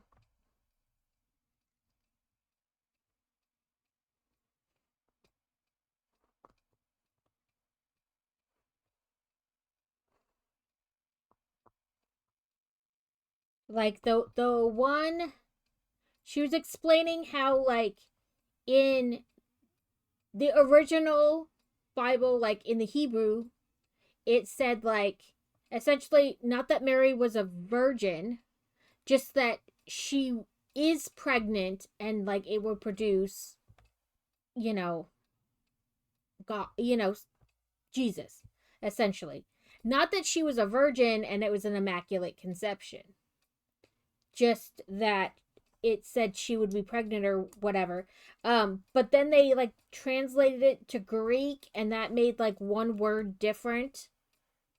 And they got virgin from that. So it, like I said, it's kind of interesting how, like, things change by translation and other things.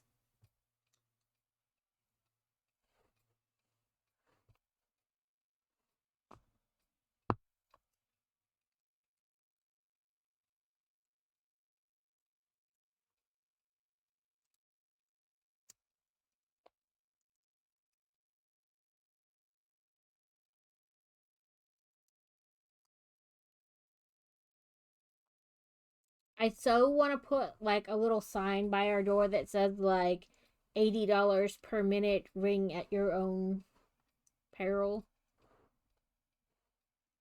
By ringing this doorbell, it is a contract that you'll pay me $80 a minute to hear whatever spiel we were trying to sell me.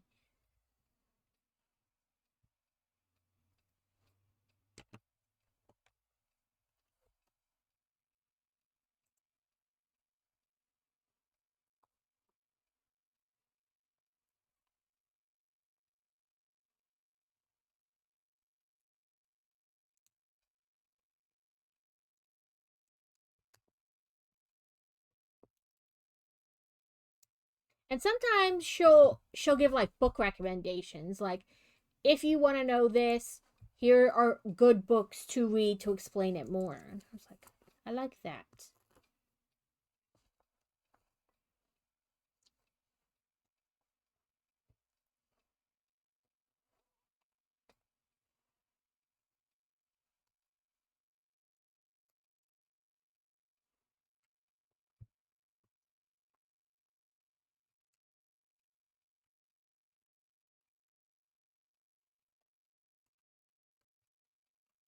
Come on. Okay, I thought it was tipped forward, but apparently it's not. It was connected the whole time.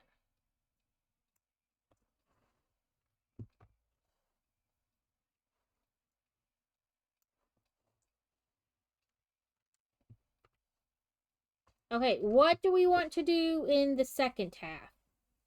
I have two crochet projects. Like, I bought the pattern a while ago and I haven't made them. I have a crab cake and a Frenchy toast. Or I'm pretty sure I have a diamond dot down there. Um, or we have games. Crab cake. We're gonna have ads in a minute, which is kind of perfect timing. It says, okay, so this is Ollivander's right here. Makers of fine wands since 382 BC, Garrick Ollivander, the revered keeper of Wizarding World wand lore, is renowned for flawlessly matching generations of Hogwarts students with their perfect wand. When it adds 30 seconds, they'll go.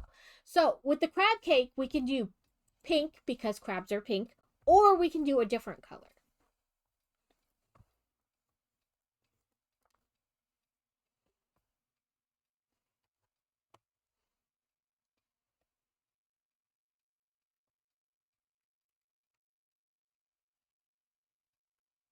Cut in there.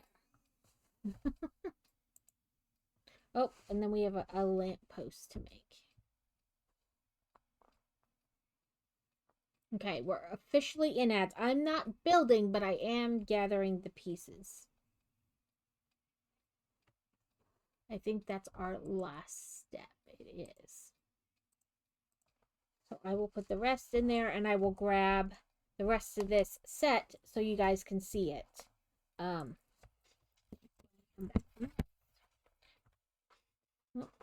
I don't want you. I don't know why that piece was there.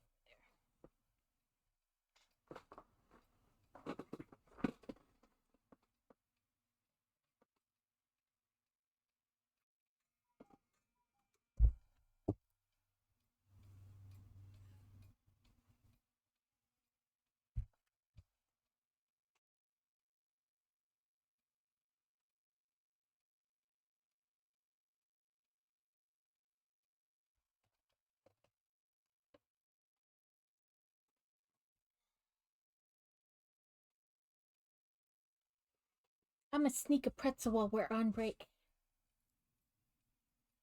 So those of you who are here have to watch me, or will watch me. I'm sorry.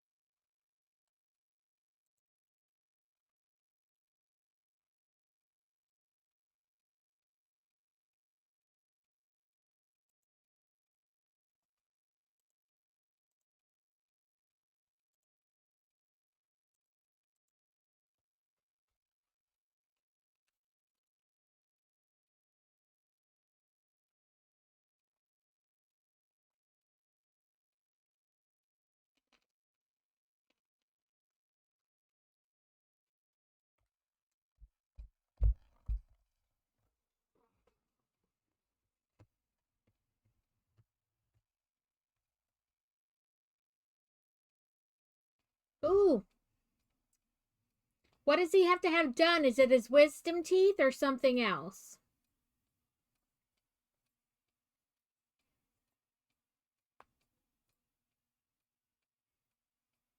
Ooh, Womb Waiter caught the dust ox.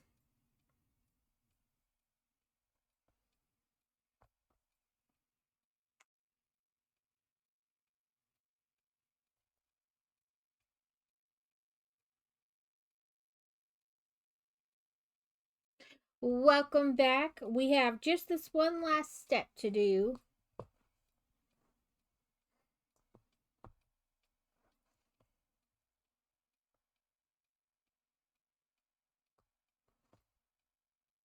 So we built this little lamp post.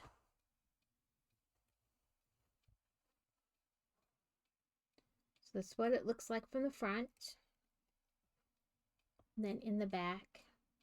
So it makes sense now. If this is Ollivander's, all the wand boxes, that makes a lot more sense. I was like, I don't know what this building is supposed to be.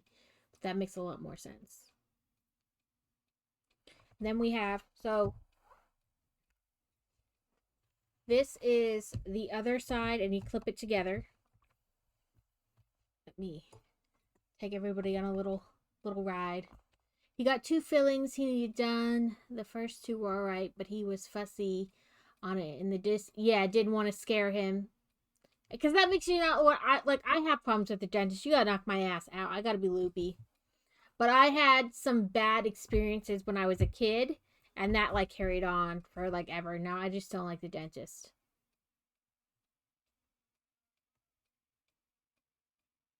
That's understandable.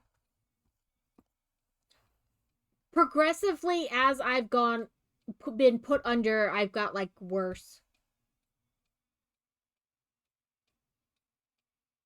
Oh my god, that is crazy.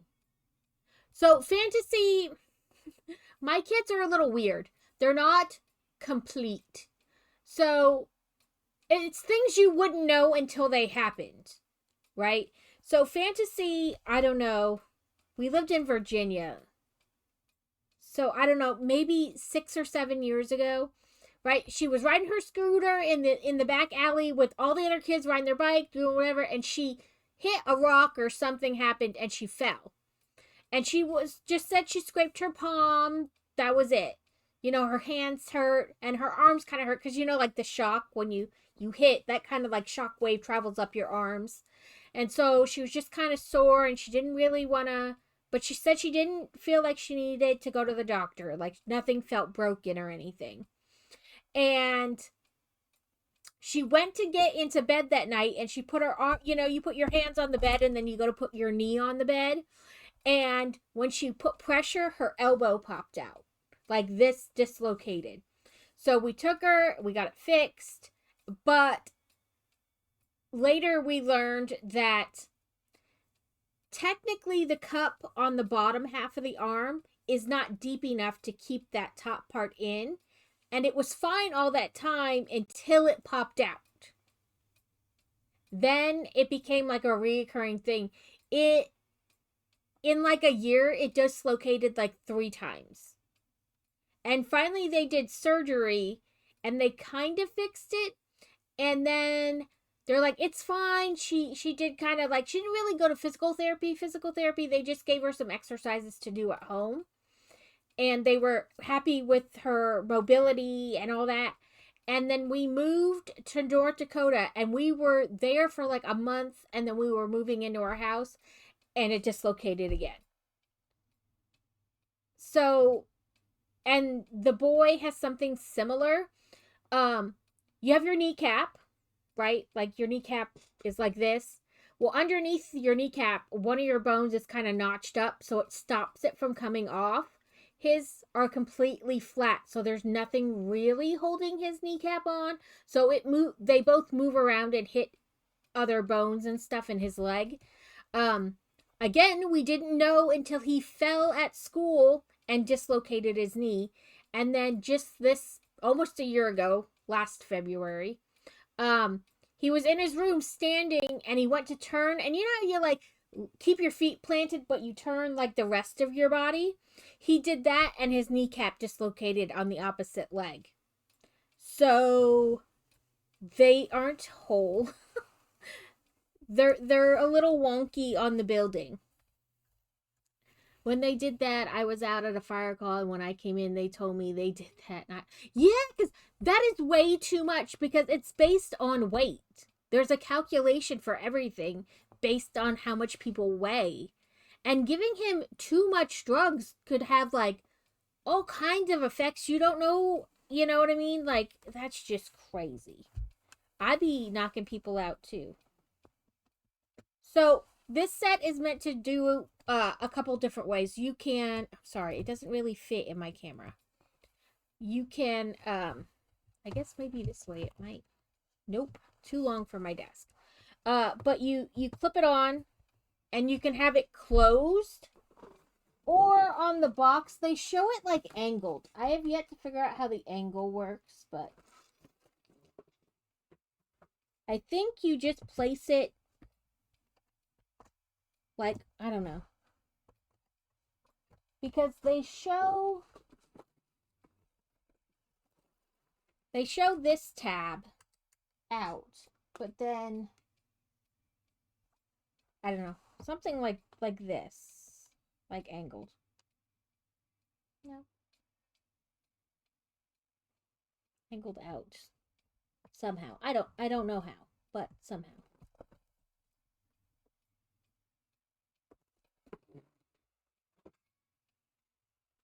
They show it, you know, like angled kind of. Like kind of angled out.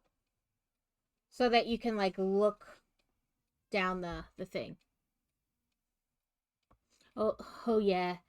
The funny part is the cops showed up and I knew them both, and the doc and the nurse wanted to charge me. They said, I would rethink that. Yeah, because that you can go to like what is it?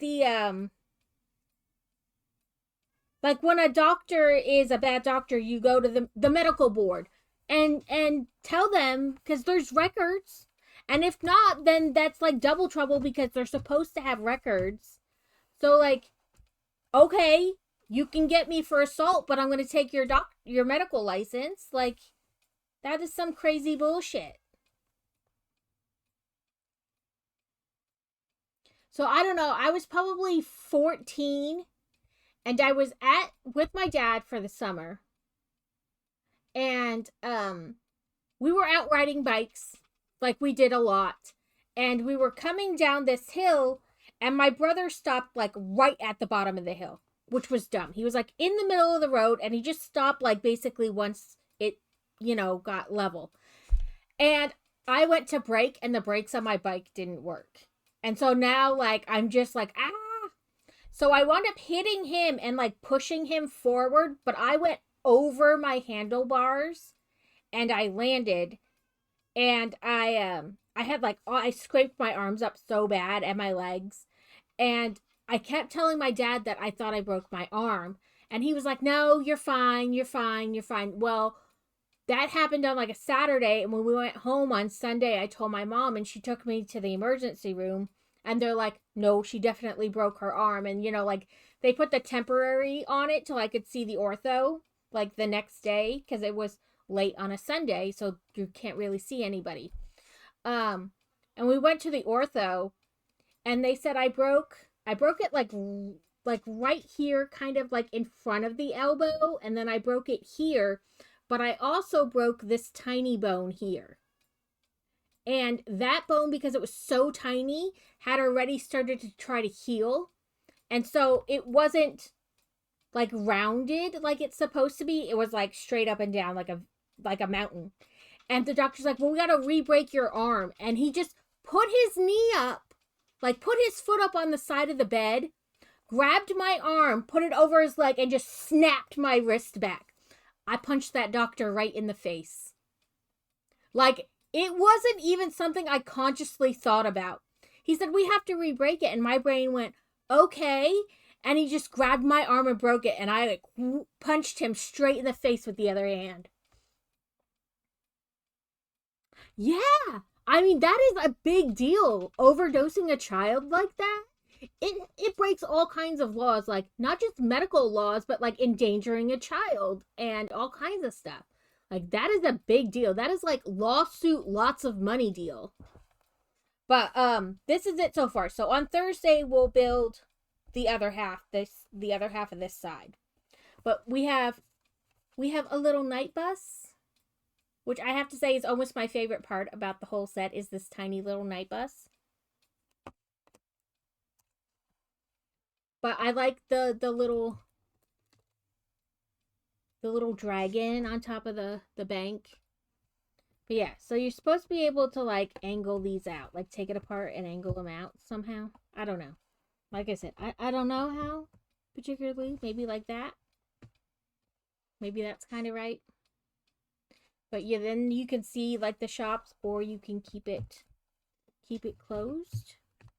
I have to say I'm not completely a fan of what they used to connect the pieces. So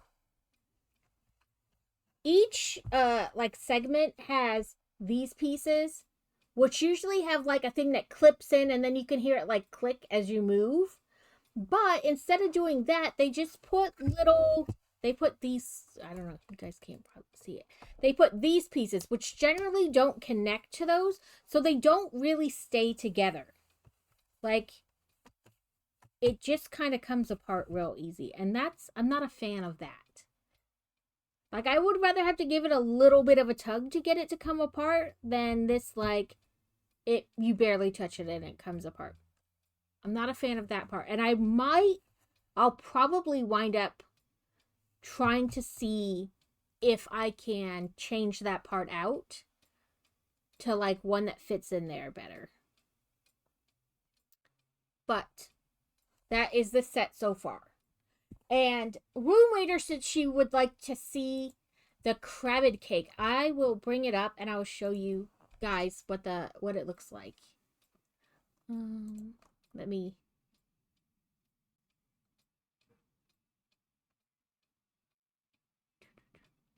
find it.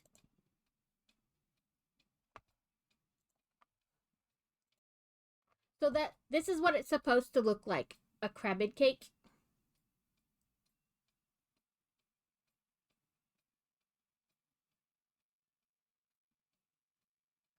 The other pattern I have that I bought like a bunch of them on like Black Friday or something when they were super cheap. This is the other one I have that I still haven't made, the Frenchy Toast.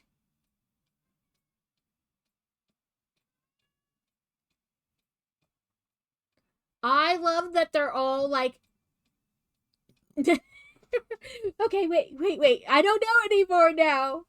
Too many choices. So I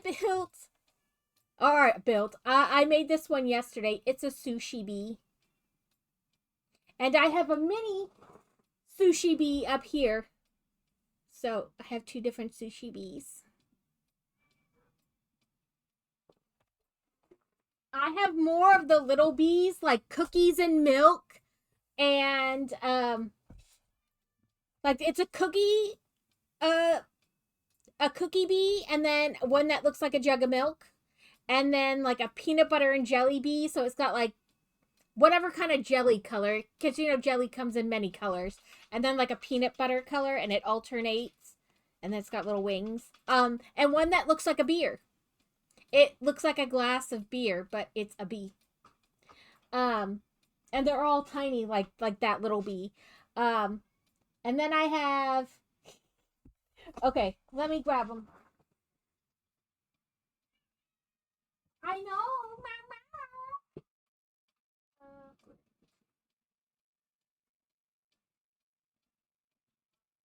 I have like the pie ceratops and a cakealosaurus. That's an ankylosaurus that looks like cake.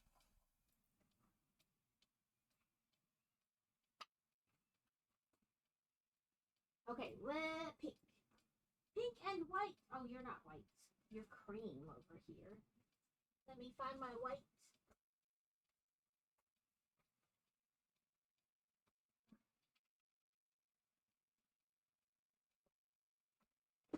But yeah, Steel got me crocheting, and now I text her all the time with like what I made, and she's like, I'm so happy that I can live vicariously through you and all your food themed crochet items.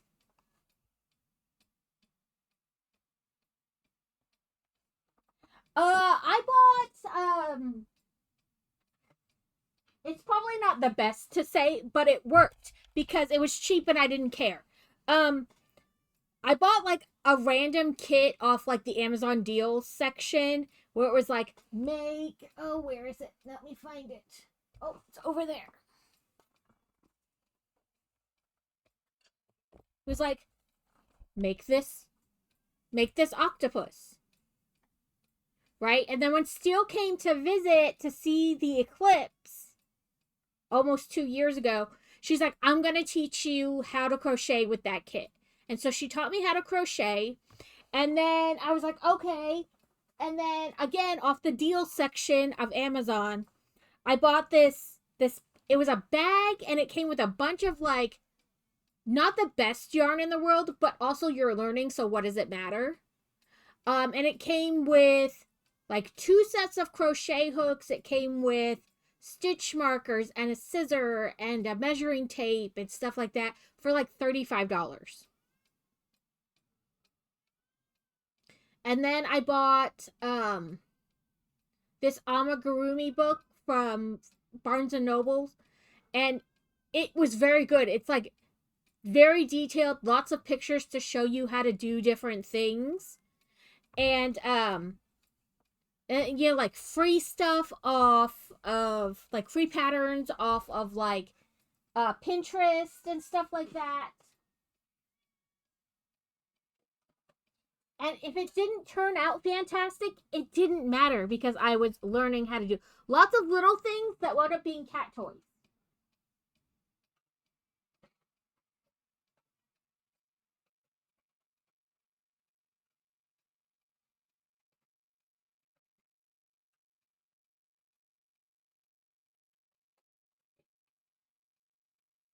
Yeah, like lots of little things that wound up being cat toys. The cat wound up with so many different little toys because it was like, make this little carrot, make this little piece of popcorn, make, whatever. So, like, I wound up making lots of little things that didn't really matter if they turned out great, but I was like getting the hang of like how to do the stitches and how to do this or that. And then, so this is the thing that it came with. It came with like these, which I still don't really know what they are. But it came with this scissor. It came with 2 sets of crochet hooks. I bought, no, I didn't even buy this. I bought this, and it came with this. And this was like $5. Came with all these stitch markers and the needles. It was like $5. And then for like $10, I bought this thing that had a whole bunch of eyeballs in it. And in the beginning, you don't even have to put eyeballs on stuff when you're just like learning how to make it. If it doesn't turn out great, it doesn't have eyeballs. Who cares? Like if you're worried about like how much stuffing cost and things like that, like fiberfill, like in the beginning, it doesn't matter. Like if you stitch the whole thing out and then you're like, this is garbage, I am not. Don't put eyeballs on it. Don't stuff it. Or you can stuff it and then just be like, whatever. But that's how I did it in the beginning. Lots of little random things. And then I found this pattern for a giant jellyfish. And that was like the first thing I made that was like fantastic. And so I was like, this is my life. I'm just going to make jellyfishes. And I'm okay with that because tentacles. Okay. So of the two, did we like the crab cake or the Frenchy toast better? I really grabbed the stuff for crab cake. And we could do Frenchy toast another day. Well, I'll worry about eyeballs later. Those are giant eyeballs. I have 24s. That's the biggest eyeball I have.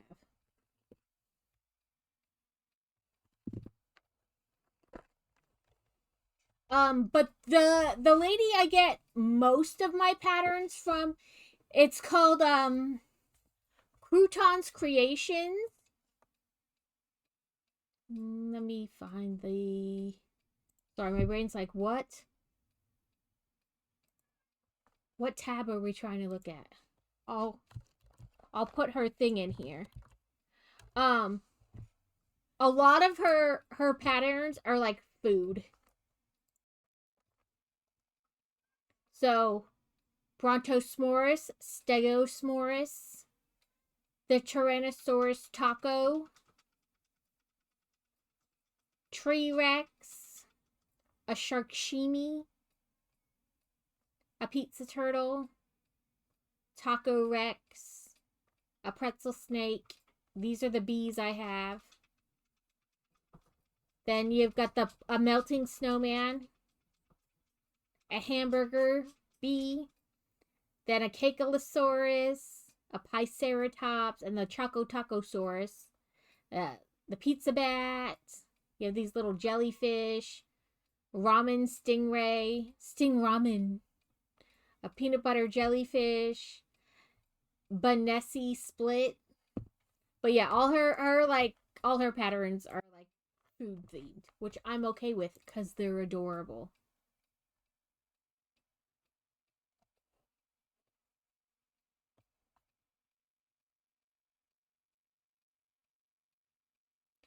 I like the food ones. The other one is I get them off Etsy, and it's. But like I said, in the beginning, when you're learning, like any little free pattern you can find off Pinterest or like searching Google, um, and sometimes you get the wonky AI patterns, but you know, that's life. what's the seller called? Crochet Studio US Art. I've looked for like a regular personal website, but they seem to only really be on Etsy, which, you know, is whatever. But their patterns are good too. Those are the, if you watched the collab with Carrot, the ones we made last week were by that person. Okay, it says in icing color. I'm guessing they mean the white.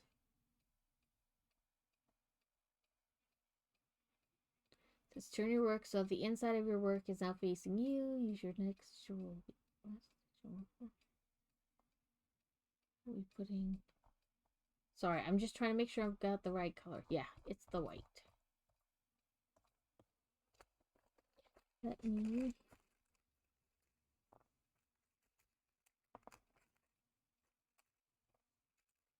I am by no means a professional. I only semi know what I'm doing.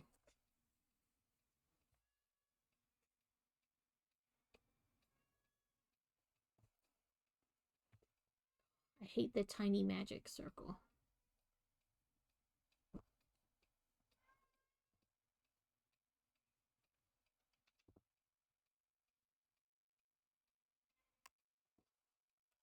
And like some people prefer the, you know, a different, something other than the fluffy yarn. And it really is up to you. And even with the fluffy yarn, there's different types.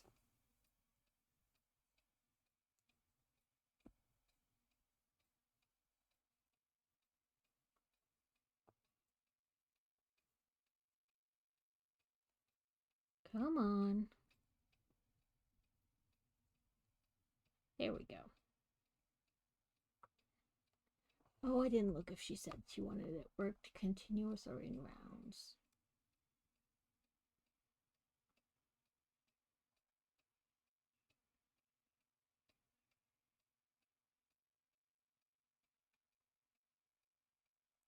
It doesn't say in rounds, so I'm going to guess it's continuous.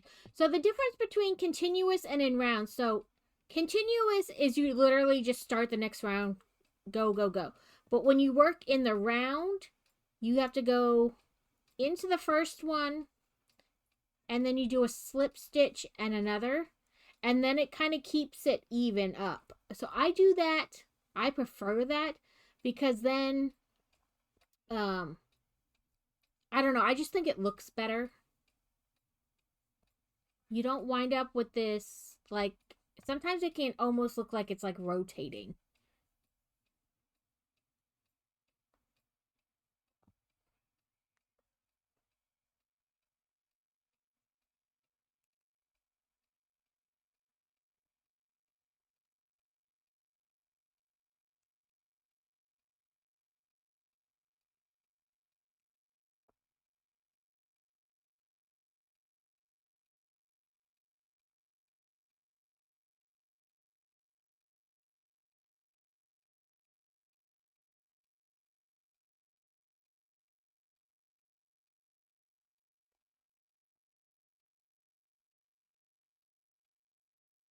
So, like, even though it doesn't say one way or the other, I will work in the round because that's what I prefer. And it doesn't make like a fundamental change to the pattern, so.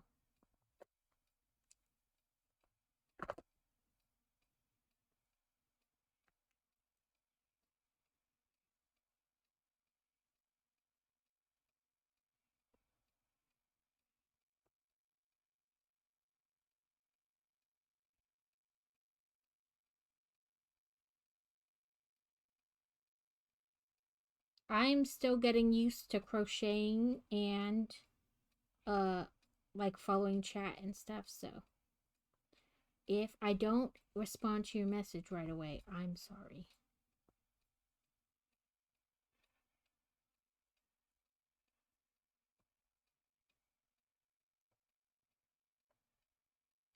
A polywog is loose in chat.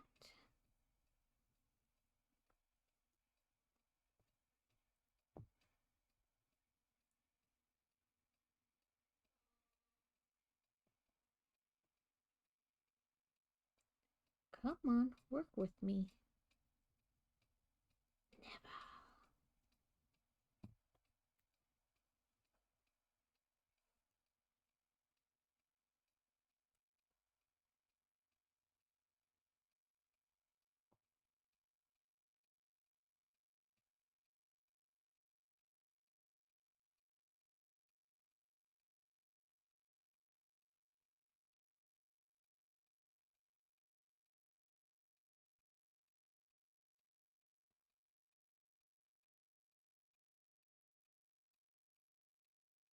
So I messaged the person I bought my like setup from, you know, like with my screens and panels and all that, because like I bought this whole kit and it came with a bunch of different panels, but they say like Twitter and all kinds of stuff like on the tombstones.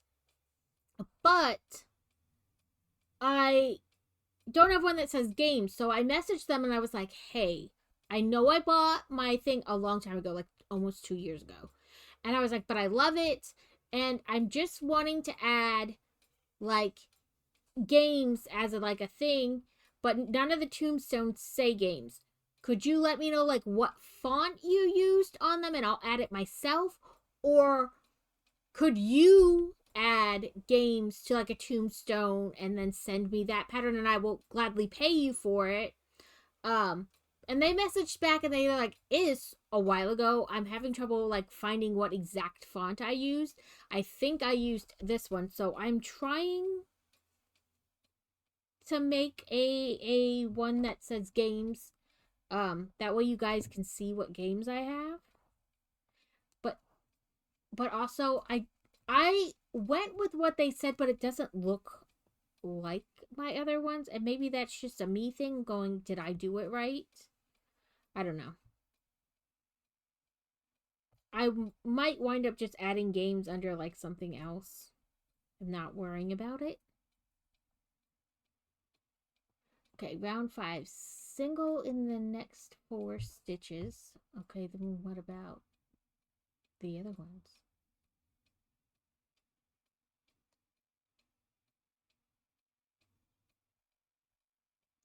Turn your work so that is in the work that the inside of your work is now facing you. Your next stitch will be back in the last stitch of row 4. I'm so confused. Does that mean they want me to go backwards?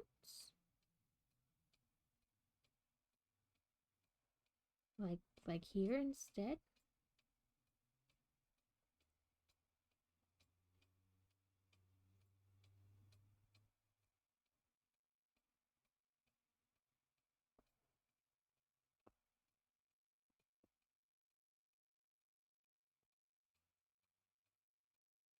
I guess.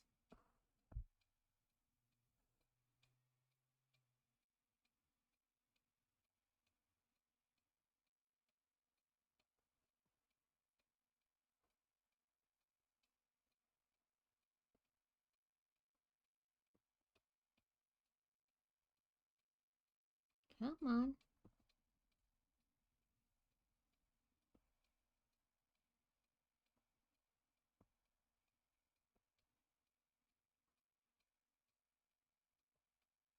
She puts a note that these are called like short rounds.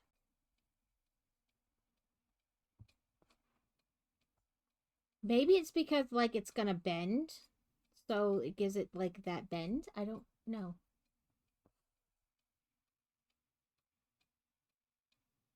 Okay.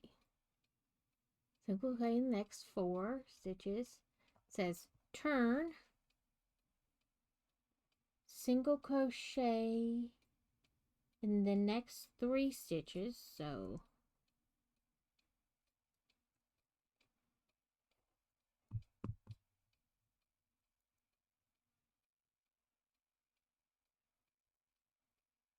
usually it's like turn and chain 1, but it didn't say that. It just said turn.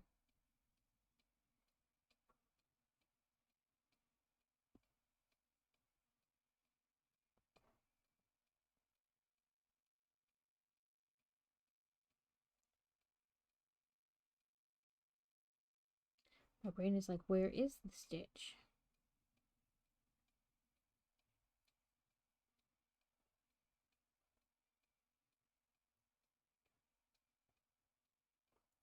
Okay, that's 3. Leave a stitch marker in the 4th stitch.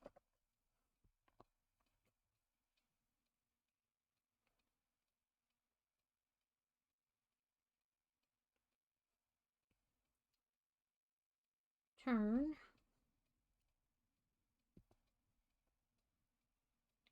Single crochet in the next 2 stitches. 1, 2. Leave a stitch marker in the 3rd stitch. All the stitch markers. Turn.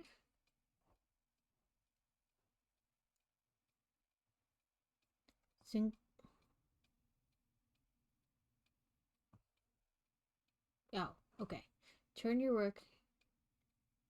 Turn your work should now be back with the right side out. It is. 2 single crochets.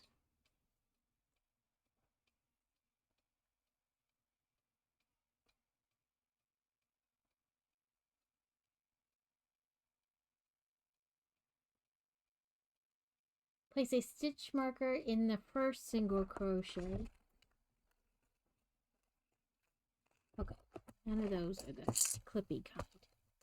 So there's like, I have stitch markers that are just like circular, but sometimes they come out.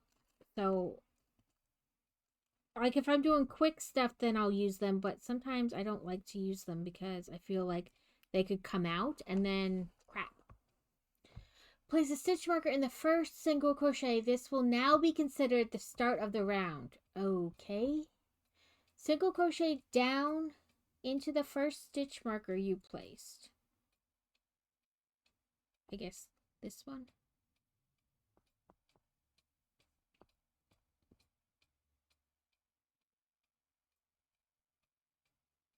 It's gonna say chain.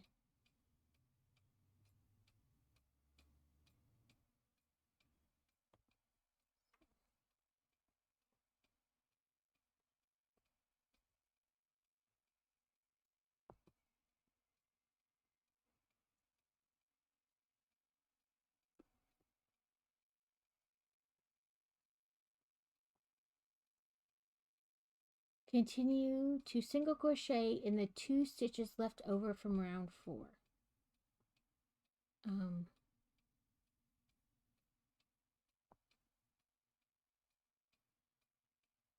Oh, like down here.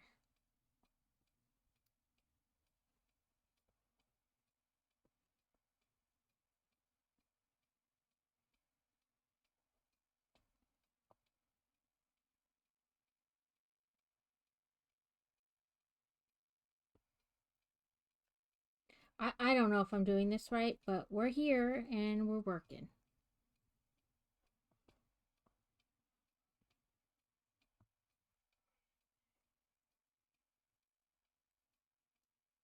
I suppose I'll figure it out if I'm wrong.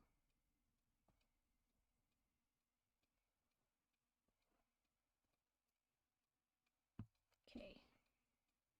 And then I'll take this one out.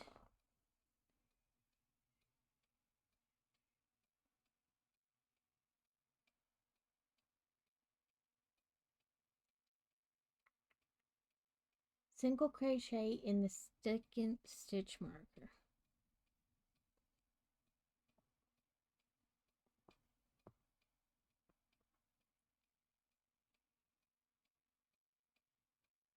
Does she have a picture?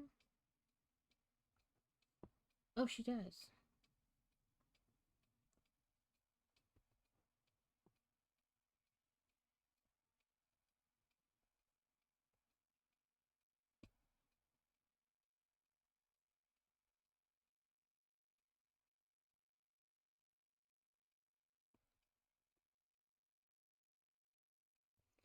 Okay, I think I did it right. We're making a crab cake.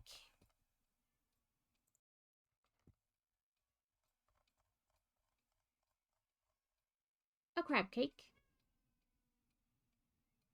I'm just not entirely sure I'm crocheting it correctly, so.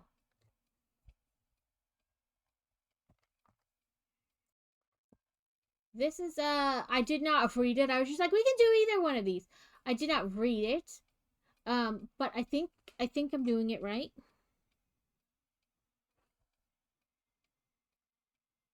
So this round might feel weird or like you're doing something wrong. It does, because it seems like there's so much space between the stitches, but if done correctly, the tight tension, there should be no visible gaps or spaces when done. It looks right.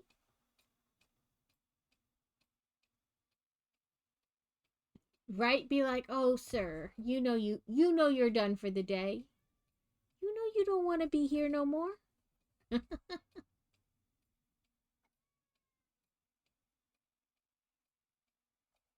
Okay. I don't know how they get 6 stitches. I've got way more than 6, but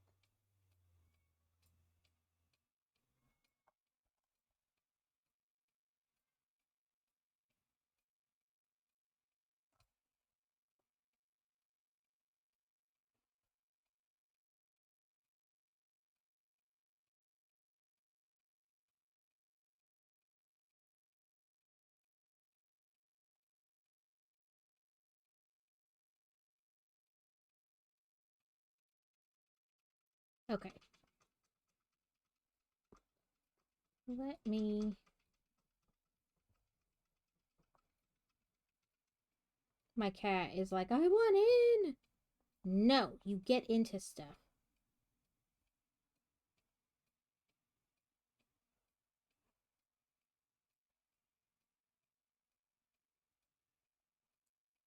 I just want to make sure I'm doing this right.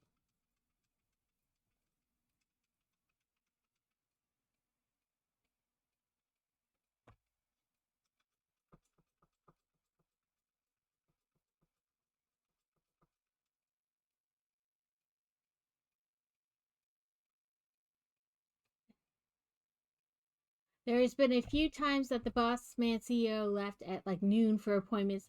I just pack up my stuff from work remote for the rest of the day.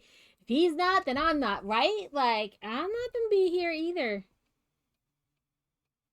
Okay, so we should have 1, 2, 3, 4, 5, 6. Okay, so like she didn't want me to crochet down. She wanted me literally to go like this. Okay, I get it now. I'm picking up what she's putting down. I did something totally different last time. Don't do what I did.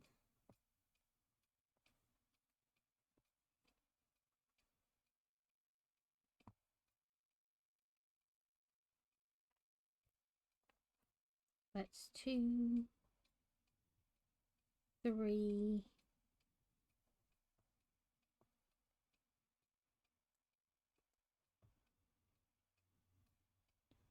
Come on. Sometimes it's like so soft and floofy, my hook just like skims over it. Like, nope, so smooth, you can't even get in there.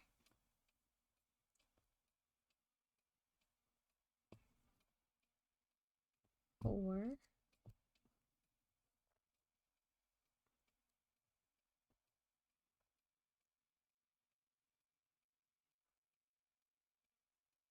5.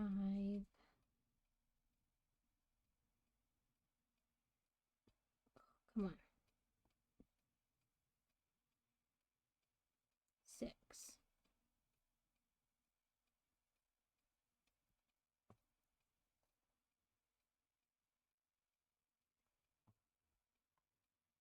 Okay, that does look like what she got. That looks right. And I'm guessing because like they want it to like bend. Like the way they look in the picture is like a crab, it's kind of bent. Pinch the leg closed and single crochet across the holes as shown in photo 3. So we should have 3. And sometimes this is my least favorite because you gotta like line everything up just so. So do.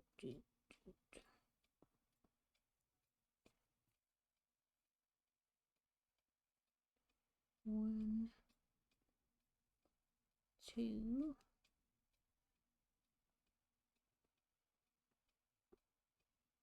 3.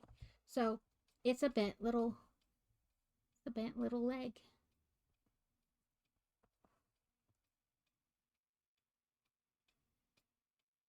It says do not stuff, and it looks like the picture. Okay, so this is what mine looks like.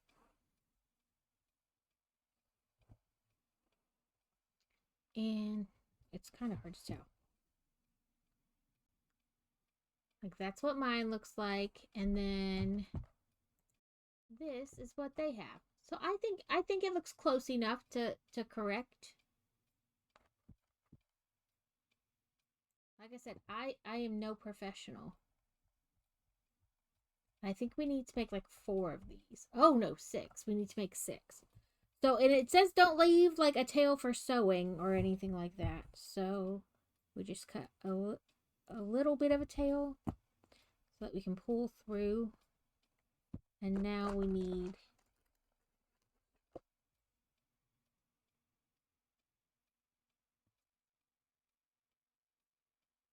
a needle to hide that.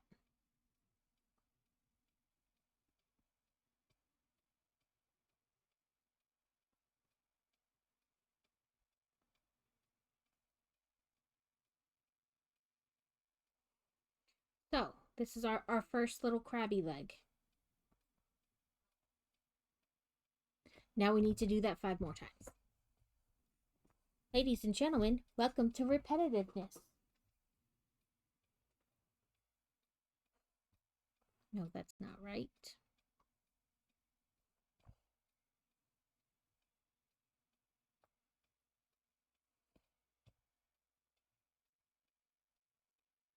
By the time we've done a couple more of these, we should be pretty good.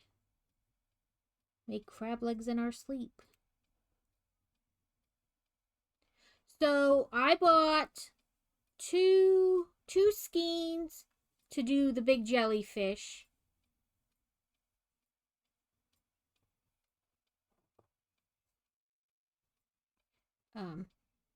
One Crazy was like, I like this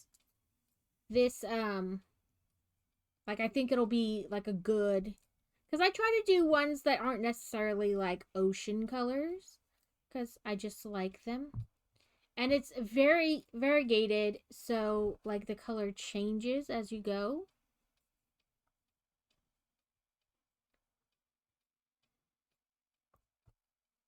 So we bought one that was like what you'd think jellyfish, like a jellyfish color, sea color, and then we bought a fun one.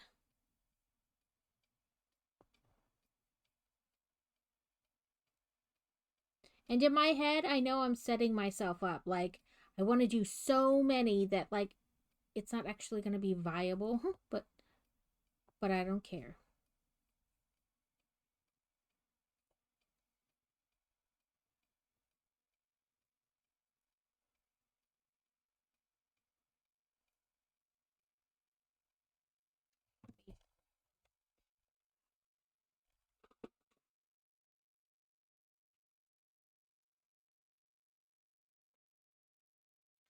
So I got this one, and funny enough, it's called like ocean shape. So I thought this would make a fantastic jellyfish, like because they're big giant jellyfish. Like I will use this whole scheme between the jellyfish itself and the tentacles. And then for funsies, we bought this one.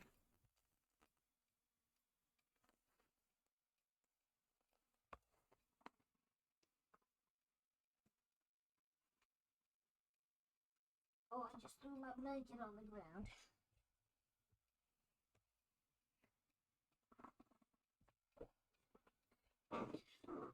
Ugh.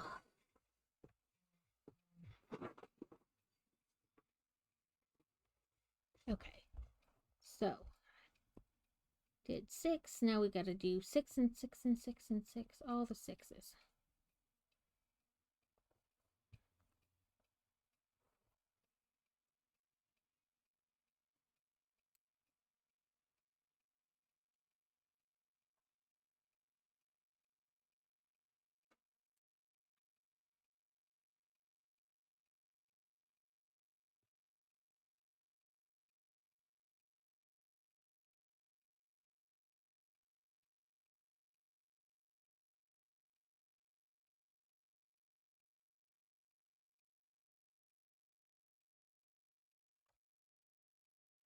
Pineapple coconut cupcakes.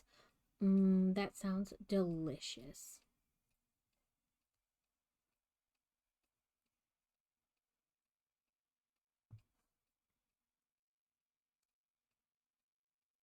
Three. I hit the camera all the time. Like, oops, I bumped it.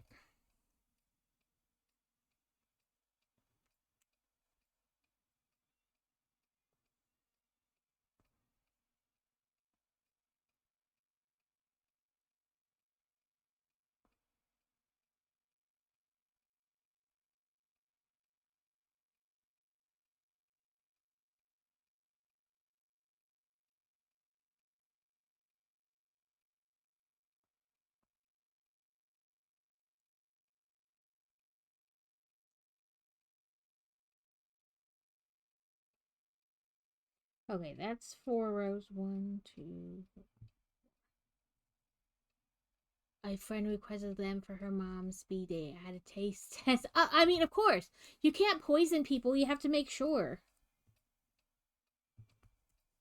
So my cupcake specialty is Irish car bomb cupcakes. You put Guinness in the cake batter, and you put Bailey's in the ganache. No, not the ganache. The icing, like the whipped icing, and they're Irish car bomb cupcakes.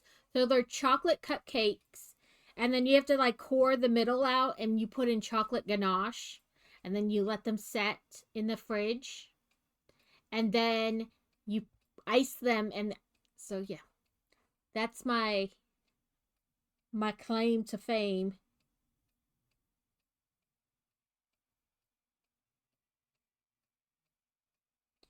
One, two, three. My brain is like, where is 4?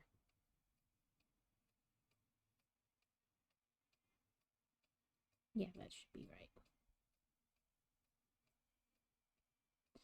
This little tail.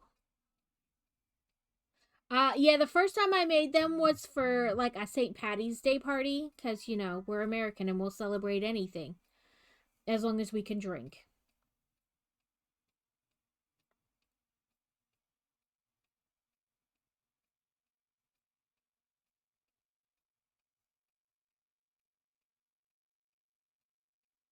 But I bought soda bread at the store, and then I made Irish car bomb cupcakes because I saw a recipe for them, and they were delicious. Ooh, maple bacon sounds good. Okay, I got that poor stitch marker all tangled up in there.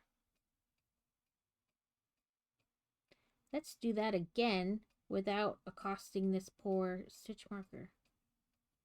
There we go.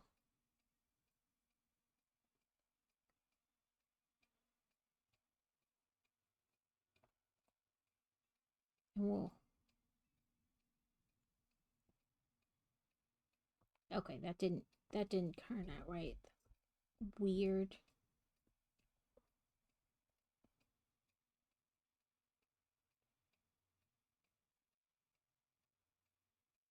Why are you being so weird? There we go. So, the next stitch, turn your work, then we'll be back in stitch 4. 1,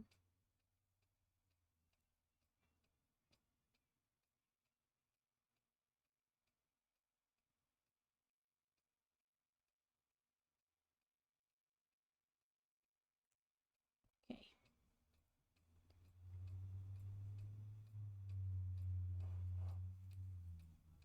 There we go. Sorry, that looked really weird, and I had to fix it. I didn't like it. It was like a giant loop there, and I was like, that's not right.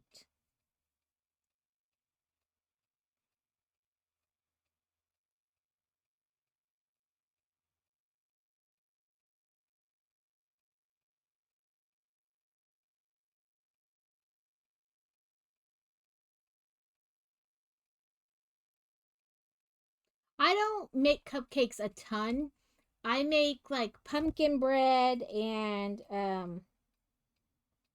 I found this recipe on like Hershey's.com, and the original recipe calls for like dark chocolate chips, but I'm not a complete fan of dark chocolate chips, so I used um just regular milk chocolate.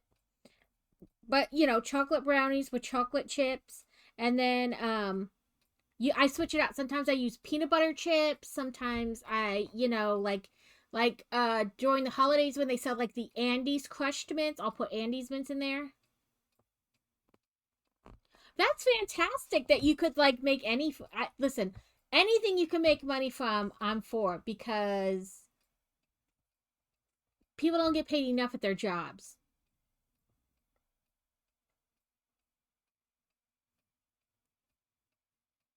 Hey, that was rude. Get on the loop. I used to sell a lot of like different stuff I sewed, but not so much anymore. Like when you move, it's hard to get like into like a group again.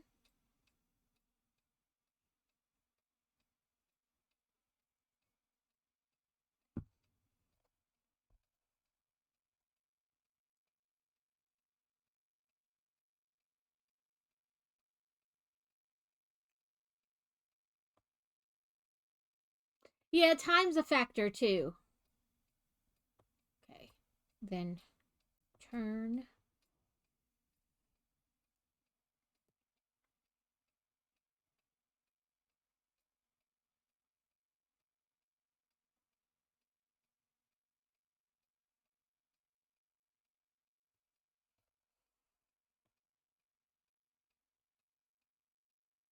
Come on. I hate when I go to clip and I keep only getting like one of the loops.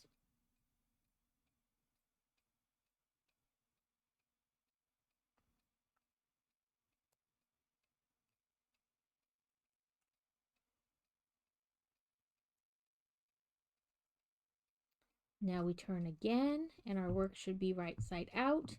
And it is, because we did it right.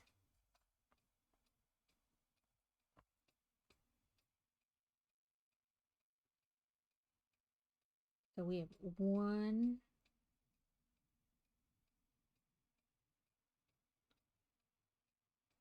2. Put the stitch marker in the first stitch so we know this is our beginning. So we have 1, 2. Fingers work.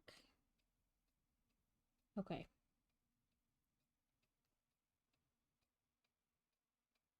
There we go.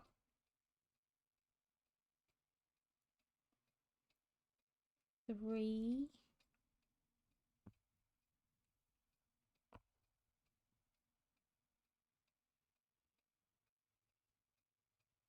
4.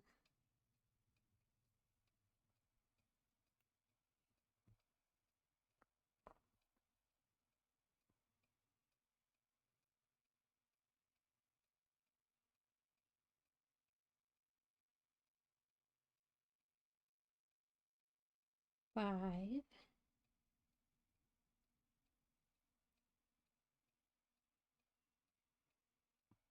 Meh. Come here. 6. And then we slip stitch back into her first one.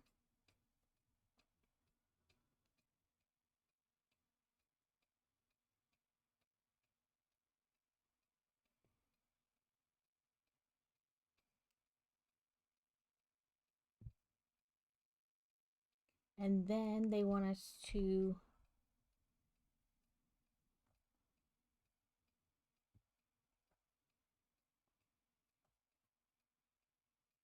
not oh, come on.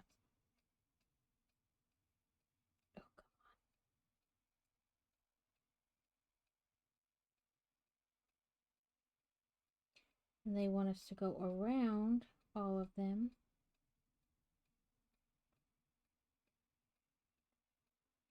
1, 2,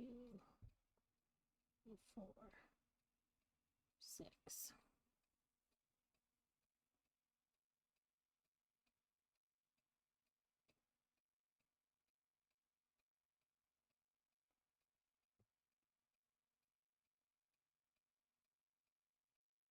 One.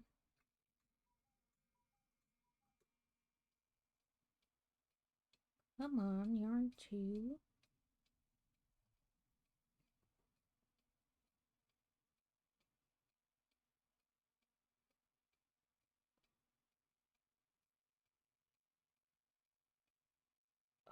Again. Just give me both stitches. There we go.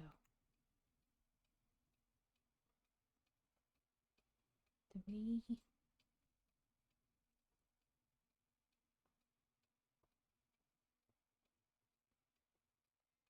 4.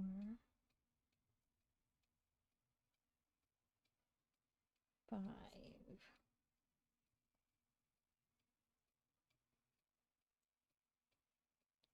6. Then pinch closed.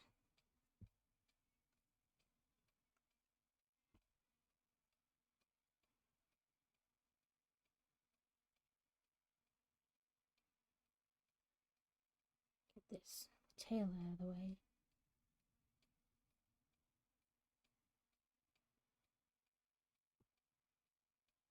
Why do I feel like I don't have 6? 2, 3. Oh, right there, 6.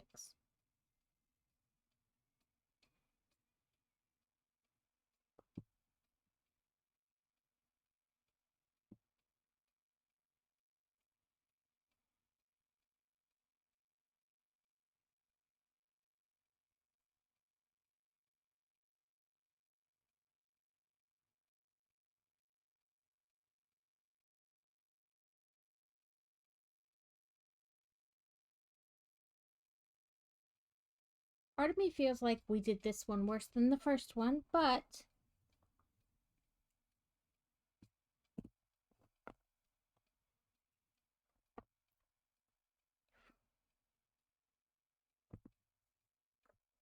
this white is like super fuzzy. So I meant to try a different white, but I was working on a project and I ran out, so I had to buy more of the same, right? Like to continue the project. So then I was left, of course, with more of it. So hopefully, like, I finish this and I don't have to buy more of this particular white. I could try a different white, a different fluffy white. Yeah, I feel like this nubbin is weird, but whatever. We'll make it work when we attach it.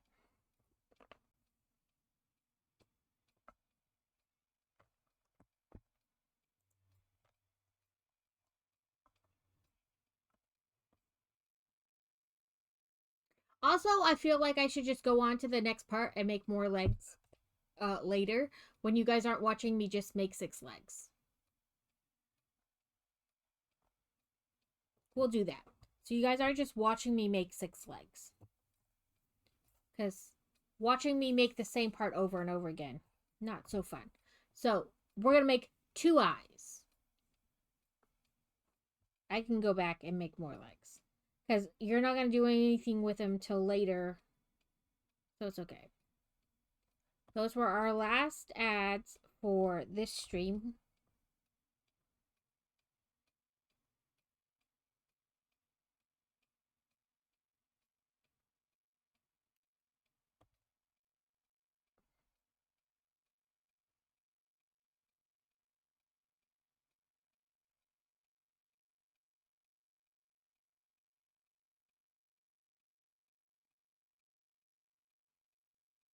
I mean, I have to make 2 of these too, but at least it's not 6.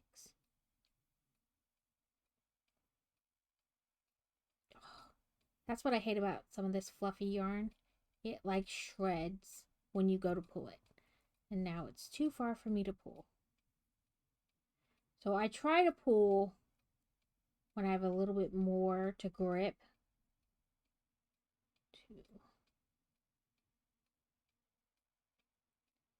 And that's why I say there's different types of fluffy yarn. Some of the fluffy yarn doesn't really do that, and some does. So you kind of just have to work with it.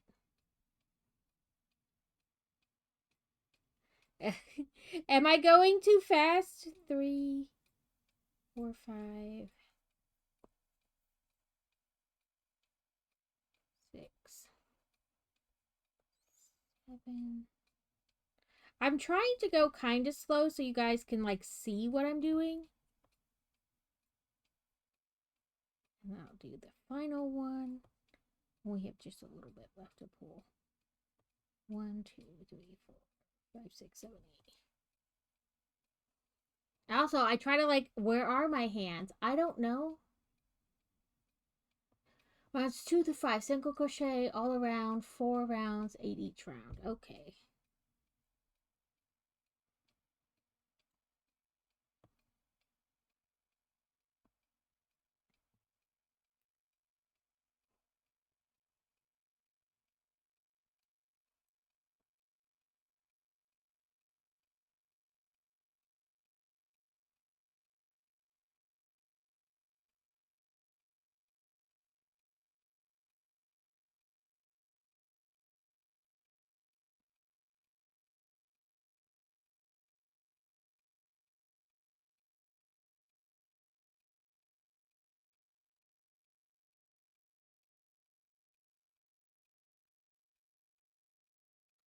That's 2.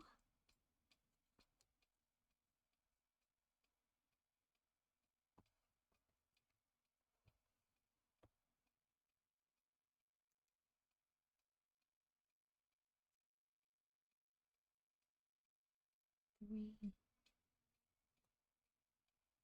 4. I should have caked this yarn. It did not want to pull from the center. It's got like a giant knot in the center, so I was like, no thanks. And I just started pulling it from the outside instead. But I should have caked it because I used this when I did with carrot. And I was like, I cake it. And then I was like, no, there's too much left. I won't cake it yet. But now I'm working with it and I should have just caked it.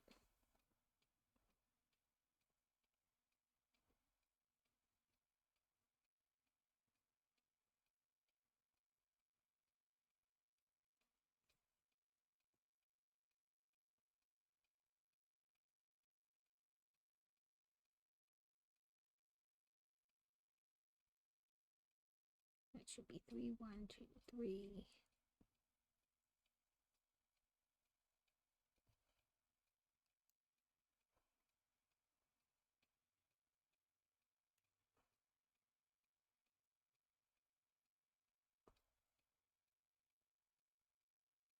Ooh, I love this song.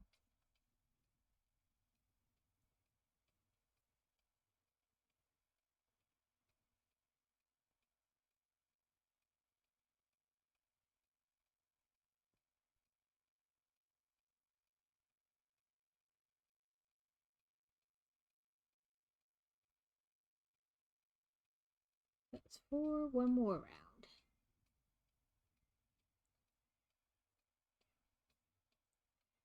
This one was pretty easy and fast, so it won't matter that I have to make 2.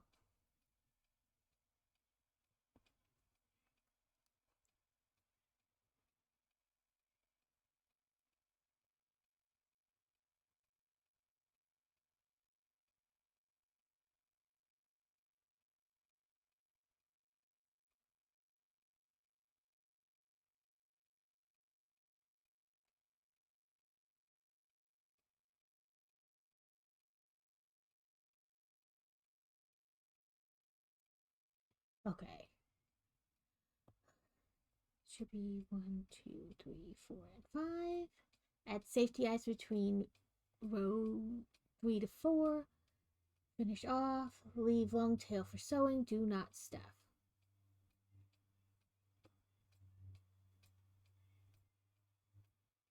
And then I'm going to slip stitch into the first one just because I think it gives it like a nice finishing.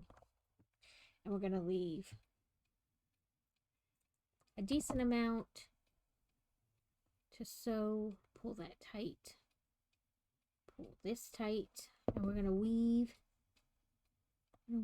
this end in to give it a little more security so it doesn't come out.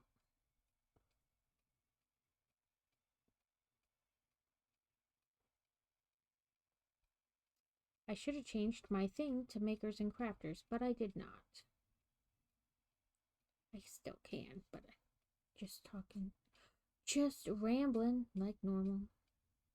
There we go. Okay, so now we gotta turn our eyeball. I don't have, it calls for 30s. I don't have 30s. I have 24, that's my biggest.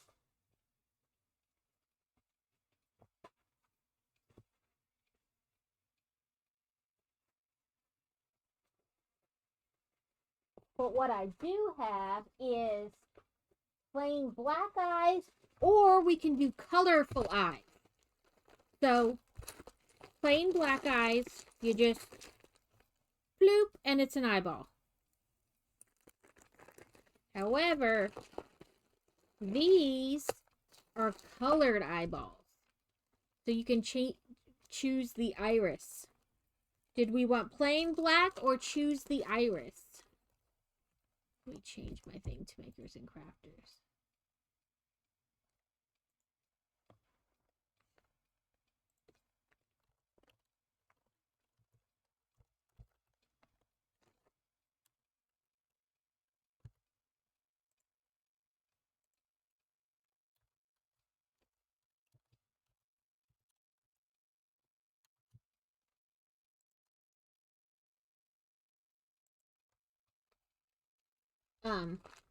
Yeah, you put these little,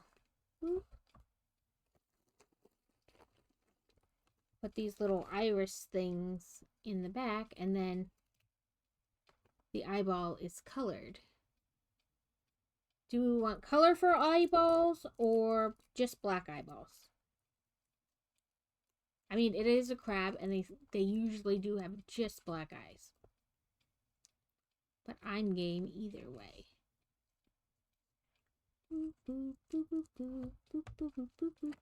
Oh, that's the hairy bow thing. Did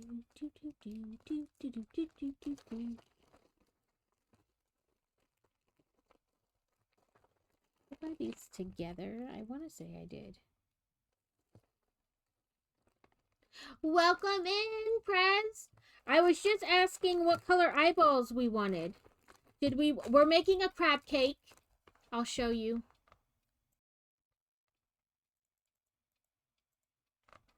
We're making a crab cake.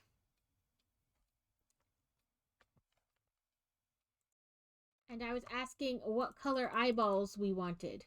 Did we want plain black eyeballs because crabs typically have plain black eyeballs? Or did we want this kind where we can choose like the iris backing and then the eyeball is that color? You know, like it has an iris.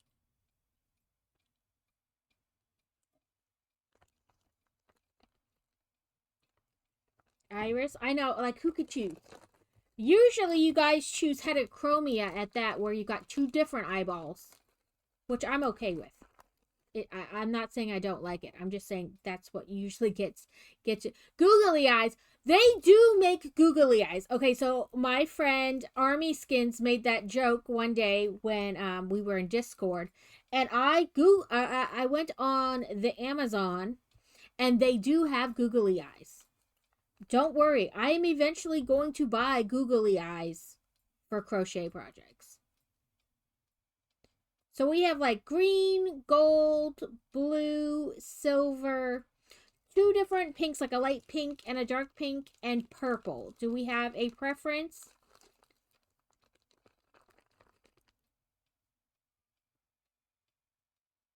We have like this almost rose goldy color as well.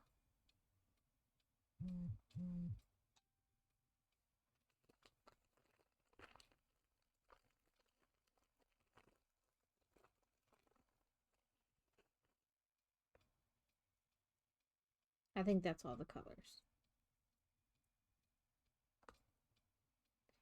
Do we have a preference about what eye color our crab cake should have? So Monday is the first Monday of the new month. So I will have my Discord craft hang Monday evening, and we can work more on the crab cake then. I don't stream it. It's just something to do in Discord. I would say not the pinks because we're using pink. Maybe this. How do we feel about these eyeballs?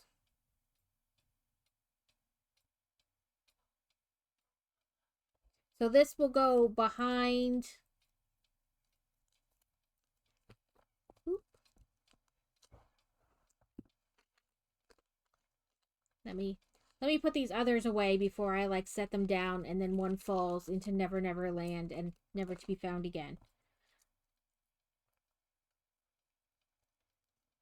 Get on there. Take off these things because they're just meant to protect the eyeballs while they're in the pack so they don't like get scratched all up from banging into each other. So they said between rows 3 and 4, so 1, 2, 3.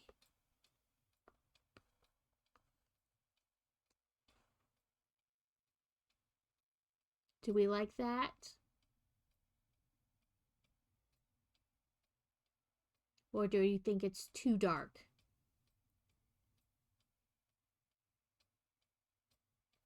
Like trying to get it to...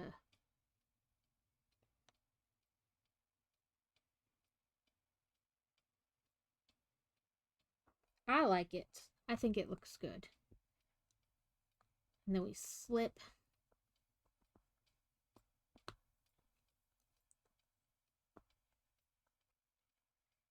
Get my fingers in there with that big ass back. So it says don't stuff right now. Probably because they know it's going to sit around for a minute. So we have to make the other one. But those eyeballs didn't take long to make. Unlike the legs. Because there's no funky stitches. It stitches out pretty fast. Let me do a quick little cleanup. And then we'll make our other eyeball. I keep the music pretty low for myself because otherwise I will start singing along and I will get dinged for copyright because I will just sing the whole damn song. But I do like this one. I love that all the bands I liked as a teenager are now like on tour again. Like Limp Bizkit is making music again. Simple Plan is out there. Like Plain White Tees. They're all on tour again, and I am here for it. Yeah, Blink 182. I mean, they're all out making music again, and I'm like, oh my god, I love it.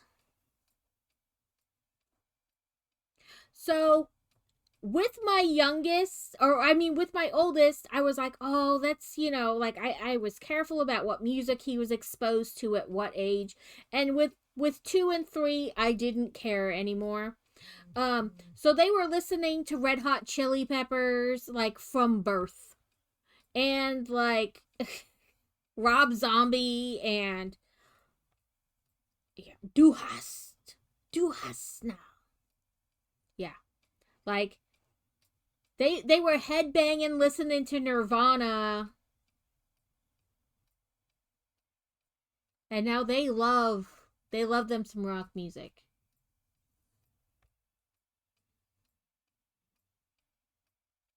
Just making sure I actually had 8. Because counting, you can count, but you can't count and craft. It's a law somewhere that as soon as you start crafting, you don't know how to count.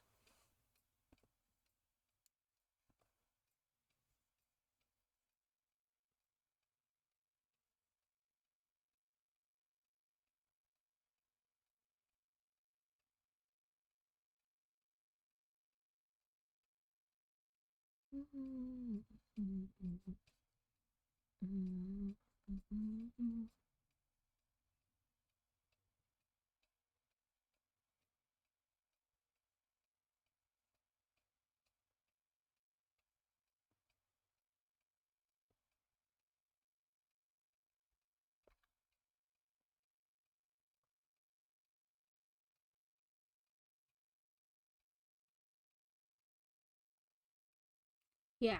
I mean, just like so many bands have started like making music again. I mean, Marilyn Manson never really stopped, but I feel like he did step back. And now he's like out, he was out on tour with Falling in Reverse and Ronnie Radke. Like,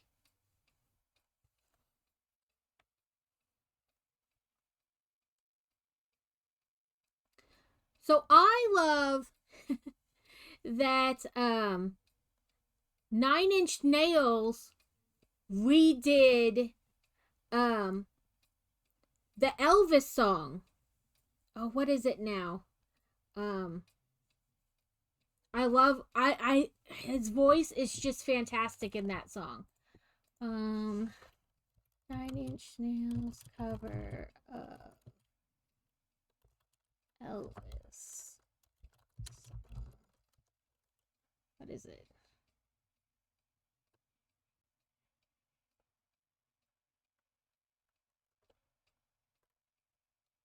I forget what it is now, but I'm always like, I can't believe that's 9 Inch Nails. Um, and then Johnny Cash remade a 9 Inch Nail song.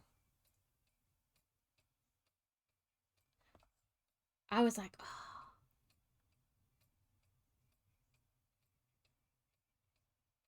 it's so good. Can't help falling in love. That's what 9 Inch or Ice Nine Kills redid. I can't help falling in love by Elvis, and I love it. It's the cover is fantastic. I want to say 9 Inch Nails did something too, but I can't remember now. And of course, if you don't Google it just the right way, you don't actually get an answer, or at least not the answer you're looking for. Um, but I love all the covers of like songs that it's a band called like Our Last Weekend or something like that. They make all kinds of covers of other songs. They make them into rock songs. They do a lot of Taylor Swift covers. It's so good. But they'll do like anything. Like if you get on their, I see them on Facebook because I'm old and I don't have Instagram. Um, but you can like leave comments and stuff, and if enough people comment like a certain song, they'll try it and like make it like rock metal song. They're so good. I love them. But I suck at like band names. I was like, I love this song. It's by I don't know. And the name of the song is I don't know.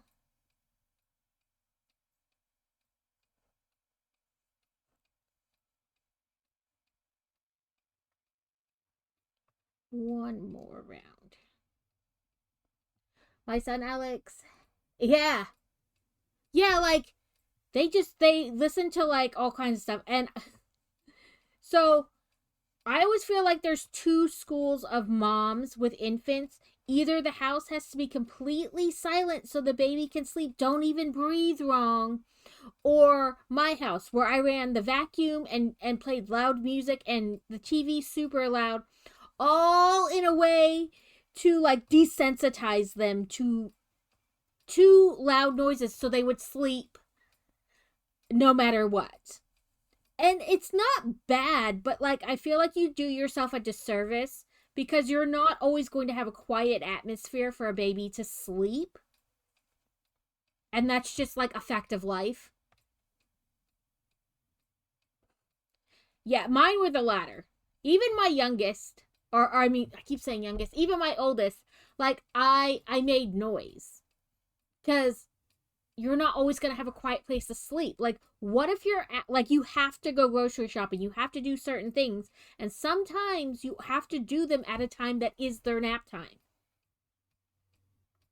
Oh no, we need a long tail for sewing. Yeah. My oldest, we were at a parade, and he slept through the fire trucks, like, going by us, with the lights and sirens and all that stuff, and they were blowing the horn, and he slept through the whole thing, like, I don't care. Yeah, like, it doesn't matter. Done. Um, Fantasy, my middle one, she would, I don't, she was like it, like, basically from, once they get out of that baby stage where they're up every 2 hours to eat, once they're at the point of, like, sleeping through the night, she kind of made her own bedtime. Like, 8 o'clock, she was ready for bed. It didn't matter where we were. 8 o'clock, I'm going to sleep.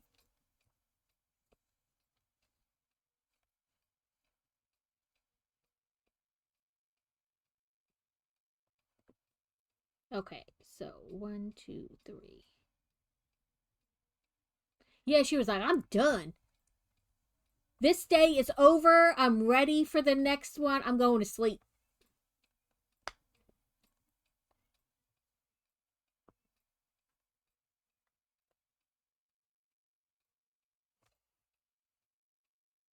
So that's our second eyeball. All the eyeballs. So the pattern called for 30 millimeter eyeballs, but I had 24s, and I think they look fine. I couldn't imagine what it would be like. I mean, it would be like the whole damn thing. My mom said I barely cried, and I just gurgled out. Give me the bottle and I'll drink it and go off to it. So my oldest was like that. You would give him like the last bottle of the night, you'd put him to sleep, and when he'd wake up in the middle of the night, he'd be like all over the place, like crying because he wanted the bottle, right? Like, so you change his diaper, you give him the bottle, and he'd be like asleep, and there'd be like an ounce of milk left. But he's still eating, but he is like dead asleep. You could do the whole arm thing where you like lift their arm up and let it drop, and it just drops. But he's still drinking.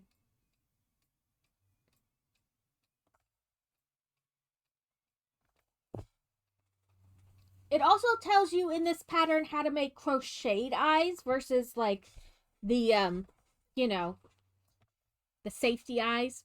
Yeah, he's like, nah, I'm gonna drink it, but I'm going to sleep. Like, I can't even stay awake. He'd be like out for the count, still sucking away, drinking that last bit of the bottle.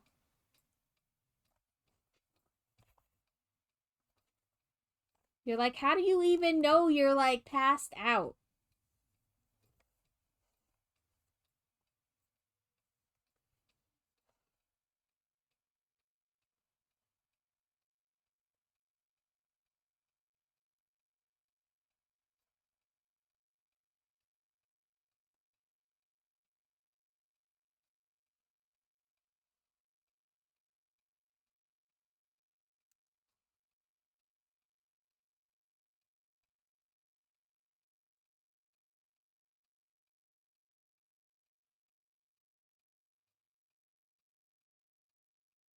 No, listen, you're fine. I appreciate lurks, talk, chat, all that stuff.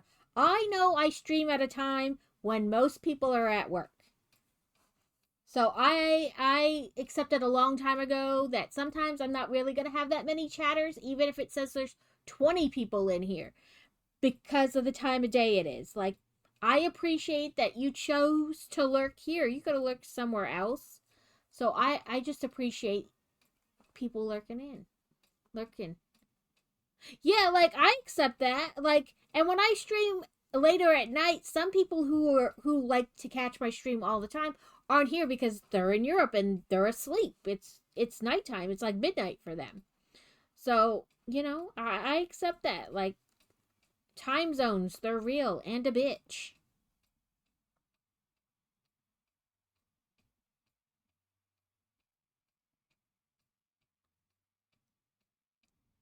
Oh, okay, I see what I did. I was like, that's not possible. Then I read the directions again.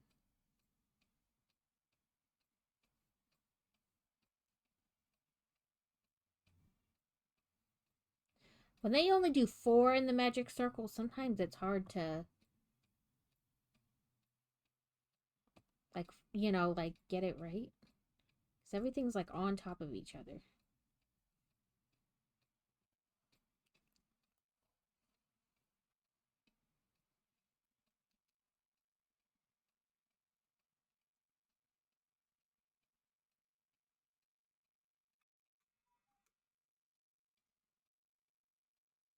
So we bought season passes to our local water park, and they do like a summer concert series. So I don't want to say every Saturday, it might just be certain Saturdays. Um Different people will, they have like a concert amphitheater type thing in the back. Sorry, I'm reading. Okay, no tail for sewing. That's what I was trying to figure out.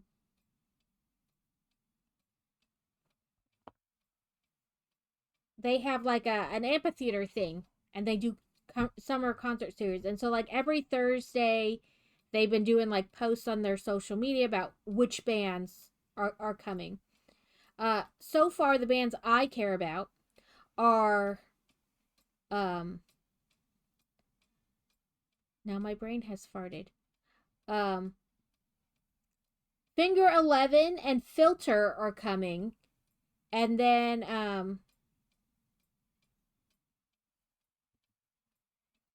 sorry, I was like, is that the right spot? This yarn is so fuzzy. Like I get fuzzy everywhere. Let me look it up so I say it right. Oh, I don't need to do it this way. I can do it this way.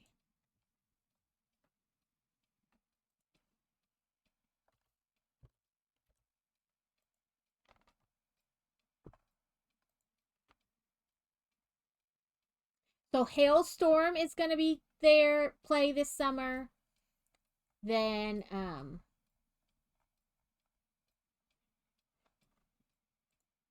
do it this way. Daughtry, Finger 11 and Filter, and then like some country people that I don't really care about, like Clay Walker and Justin Moore. But like every Thursday they've been releasing like a picture of um like who's gonna play, like a post.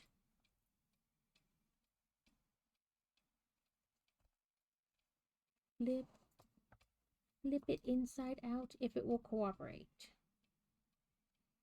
This is also the thing I don't like about little pieces. The flipping. Sometimes they don't want to flip. So this is part of the claw. Then we have to make like another part and connect them. But first we got to make another large one like that.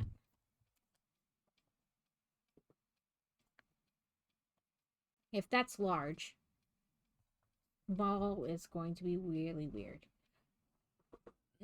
Heading home. Okay, crazy. I'll see you when you get home.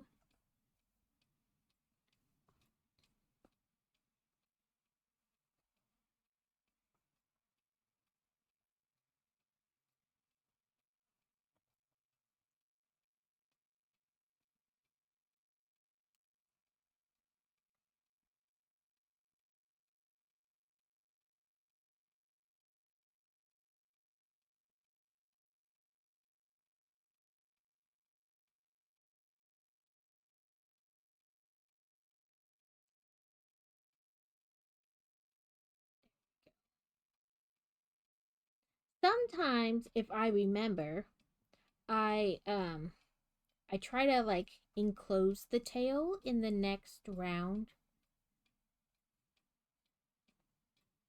That way it gets like hidden.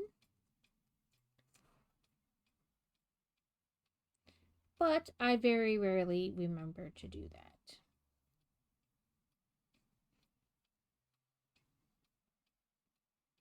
Sometimes I do it for color changes too.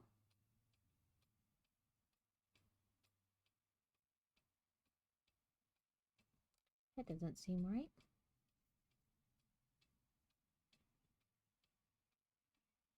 Oh, it was. It's just the way it looked.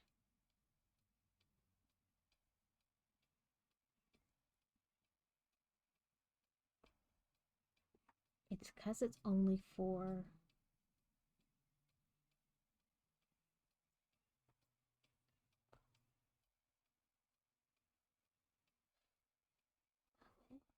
My way. My way or the highway.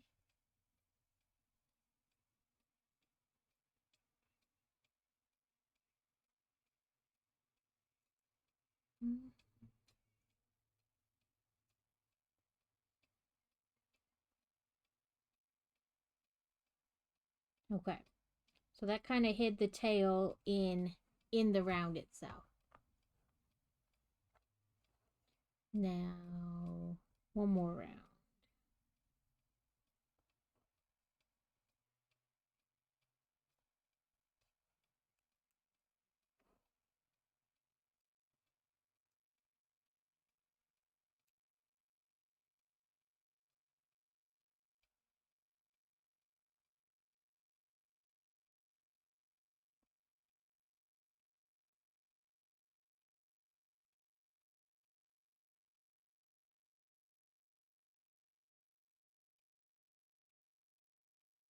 And because it's the end, I do a slip stitch into the first one and a loop, and it doesn't say anything about leaving room to sew.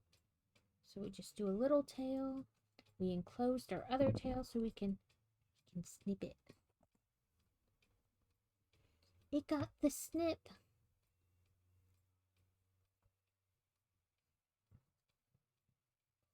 Come on.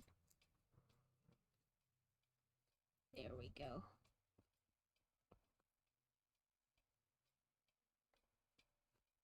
Sometimes you just don't want to. And when I have like a little random loop like this that's like, what are you doing? Just kind of grab it and pull it to the inside, and then you don't notice it.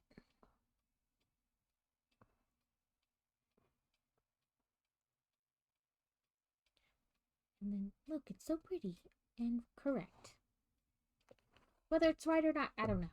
Okay, so it said do not stuff. Didn't say anything about leaving a tail. Now we make 2 small claws.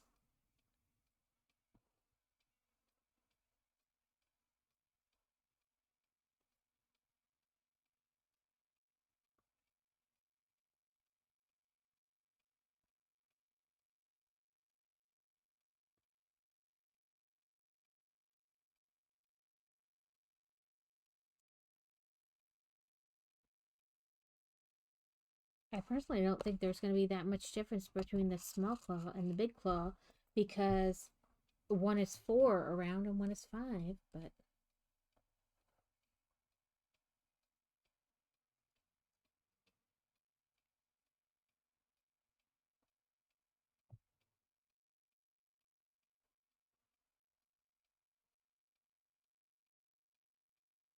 I won't pinch it closed, but come on, both, there we go. That way, I'm sure this is the first.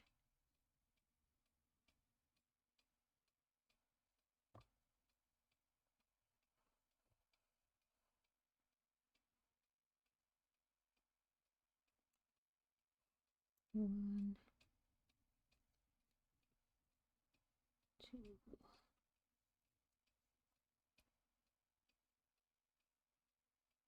3, 4, and then another. Okay. Maybe it will be smaller. I don't know. I don't think it'll be terribly much smaller, though.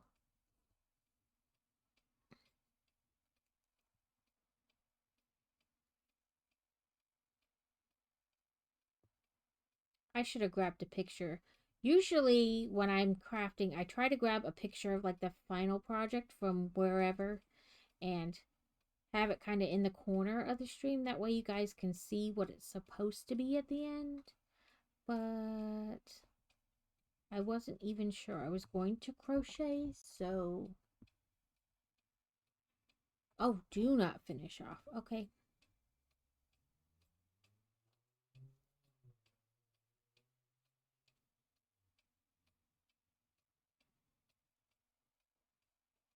Get off. Okay. 1, 2, 3, 4. It says, do not finish off. You will continue here to finish making the claw. Well, I'm gonna flip this right side out because I'm assuming that's what they want.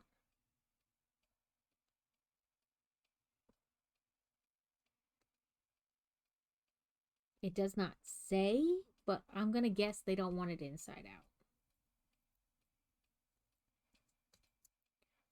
It's hard to turn stuff when it's tiny.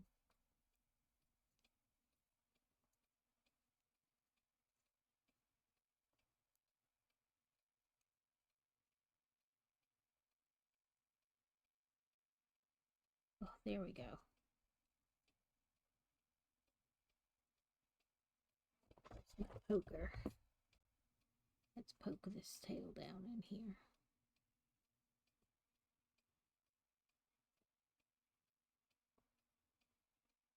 There we go.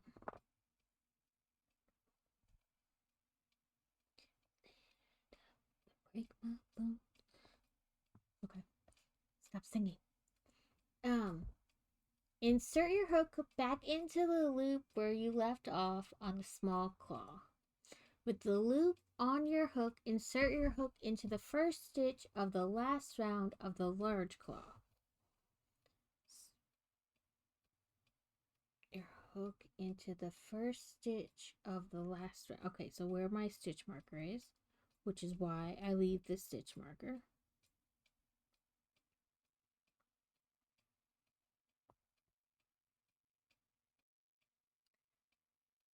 One stitch left of where you finish off. Single crochet to join.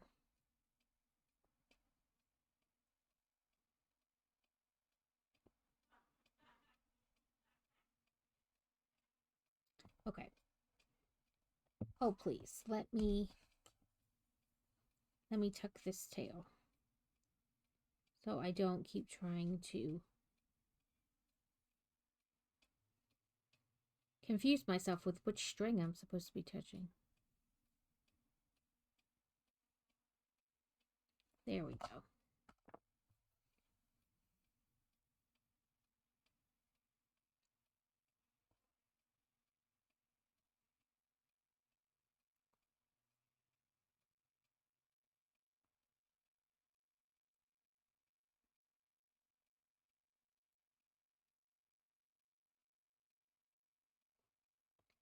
Okay. There's already a stitch marker there. Continue to stitch around the rest of the large claw. So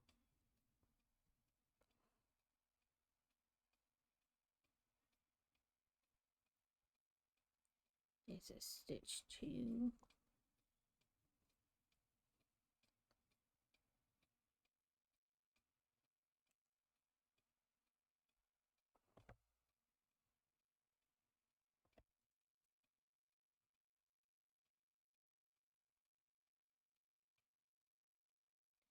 Three.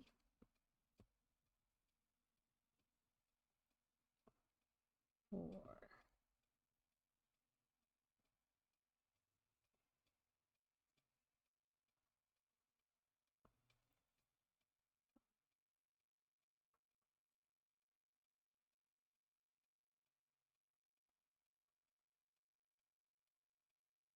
I feel like that's not right. Well, that's probably the gap where you like pulled over. Okay.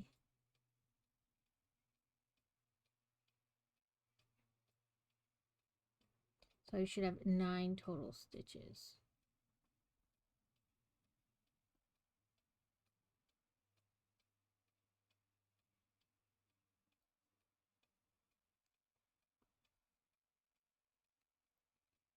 One,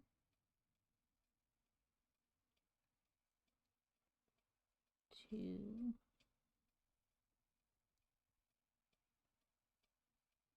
three, and 4.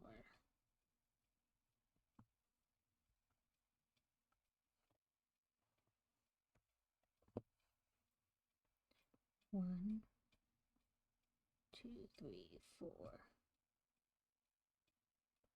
5, 6, 7, 8, and 9. Yep.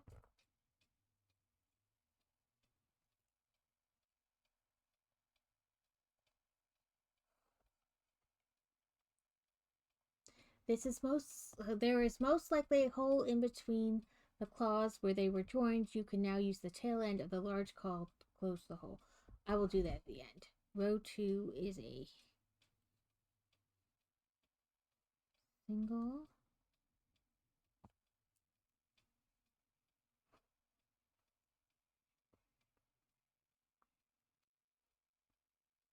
Actually, oh, like this is the hole they're talking about.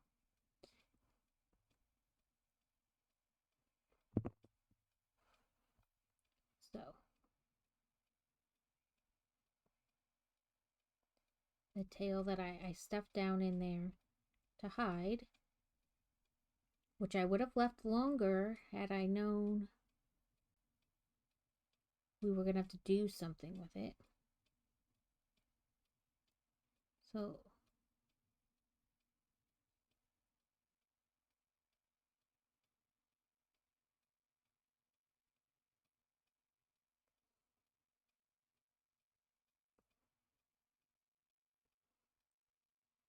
if they would have said leave a tail for sewing,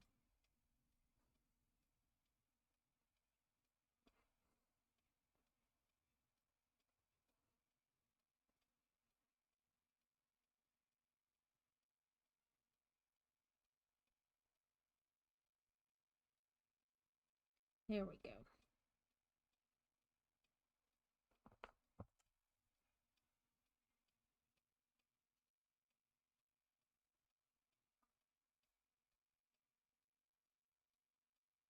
Ignore the little tiny teeth marks on my little poker stick.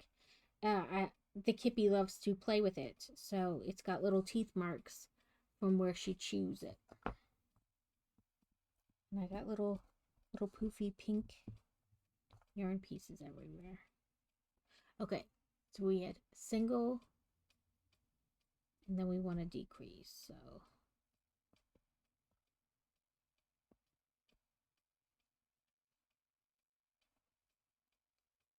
two,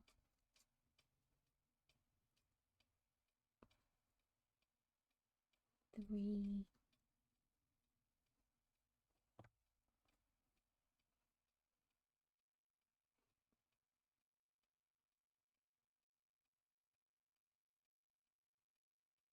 come on. Making me think I'm like trying to skip a stitch or something. There we go. 4,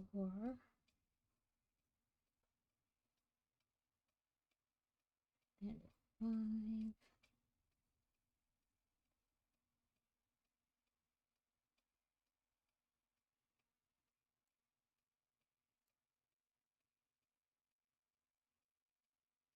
6. Welcome in, Trell. We worked a little bit more on Diagon Alley, and then it was decided we would crochet the crab cake, or at least start the crab cake. So we are attempting to make crabby claws for a crab cake. I think these might be some funky looking crab or some claws, but I am doing it.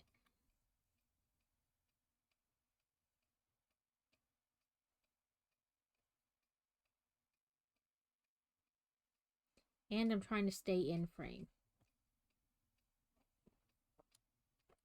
But I hope you're having a good day, that things are going well.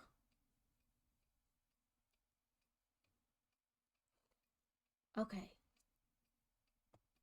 So there's our crabby claw.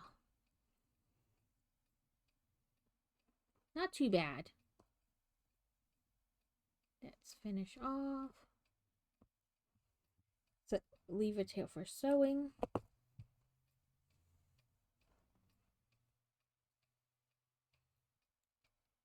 We will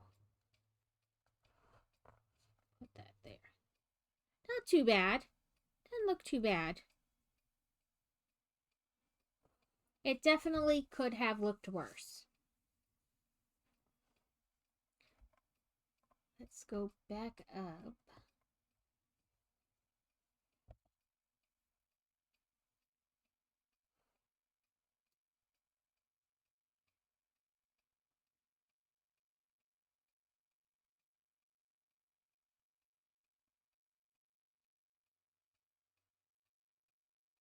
I mean, I haven't really been crocheting for all that long. Um, Lots of small things, but I would say just over a year on like good good finished product. There was a lot of questionable product in between.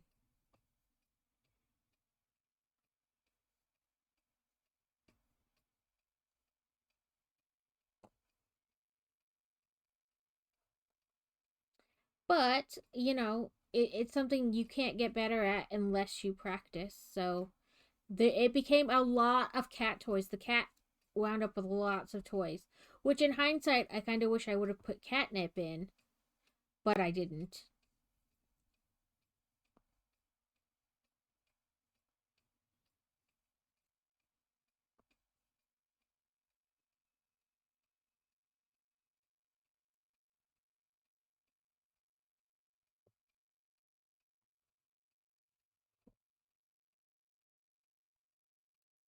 I suppose I could go back now that I'm slightly better.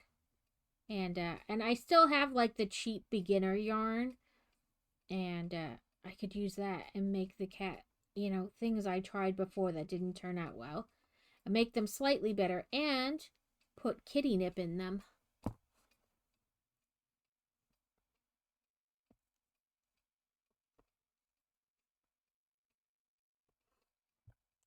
Okay. Turning turning the small stuff sometimes is not easy because there's not very much to grab or push, let alone grab and push.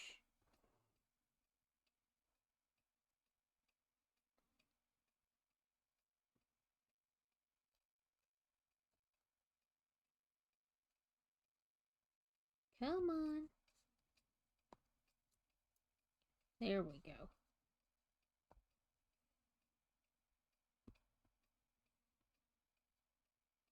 So Crazy and I played a little more of that Luma Island last night.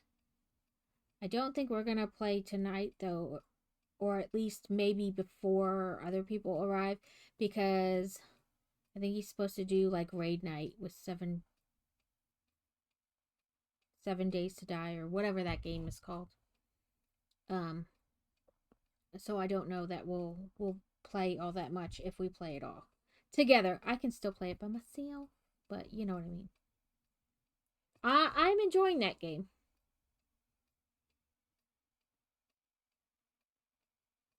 So we want to do this. Make sure I've got the right piece of yarn. Bring it back.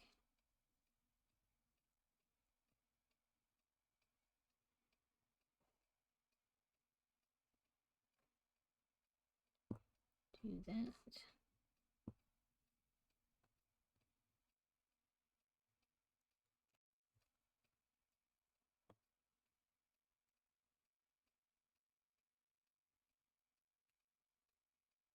Then 2, 3, 4,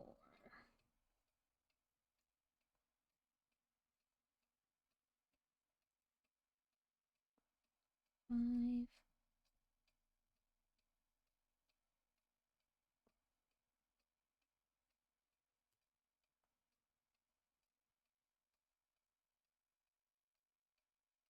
1,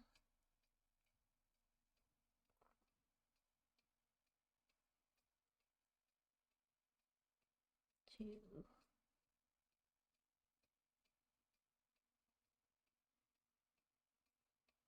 3, 4. Okay. I'm going to do this bottom part, and then we're going to find somebody to raid into. Hopefully before the ads come, but if not, I will snooze them. But I hope you guys enjoyed today with the mix of Lego and crafting. We'll be back Thursday to finish up Diagon Alley. And we'll play some Dreamlight Valley afterwards because the new weekly things come out tomorrow. So I'll just do them Thursday with you guys. And then Sunday will be, I don't know, if there's a game you guys have that you would like to play, like a multiplayer, or a game you would like to see me play, you can always comment in Discord or in here.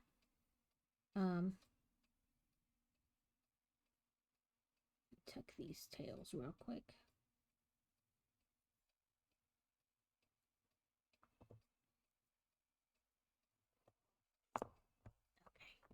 I will finish up this claw and make the other 4 legs, and then we'll work on this more on Monday in the Discord chat thingy.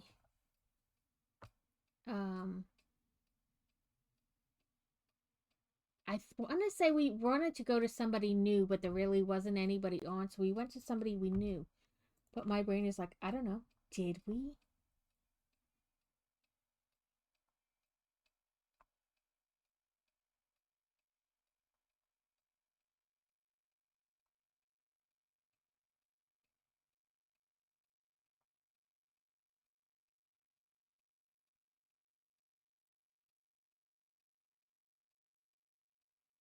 I don't remember.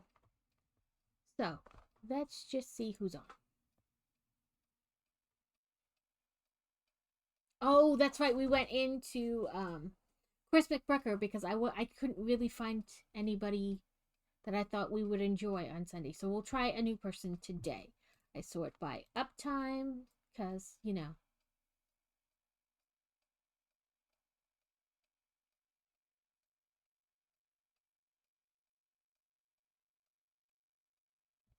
Person's still on their start screen.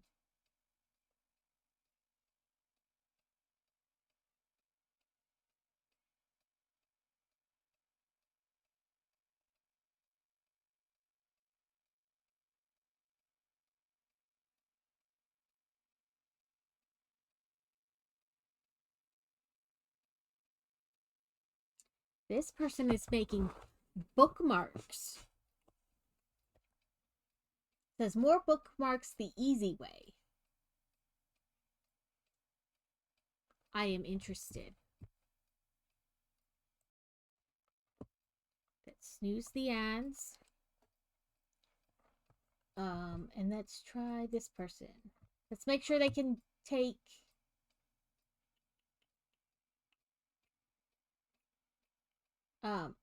I shouldn't say take, make allow raids, because I did it once and they wouldn't allow me to raid them, and then I had to do a whole other message. Okay, it does. So it says mama underscore is a underscore fan, then raid mama is a underscore fan. Thank you, Dusa. I love seeing you. I hope your workday goes well. Thank you all for hanging out. I hope you enjoyed today, our mix of crafting and Lego. Thursday, like I said, we'll be back for the finishing part of Diagon Alley, and then Disney Dreamlight Valley. Sunday, I don't know what we're doing, and then next week, you know, we have the 4 streams, the 2 normal, and then Sunday, but Monday is going to be in Discord. So come and hang out with us. You don't even have to craft to hang out with us in Discord. You can just hang out and chat. You don't have to craft. You can share your camera. You cannot share your camera. It's all up to you. But I've been doing good about getting the schedule out, and I can't thank you guys enough for showing up every time. It means a lot. I try to pop into everybody else's stream when I can.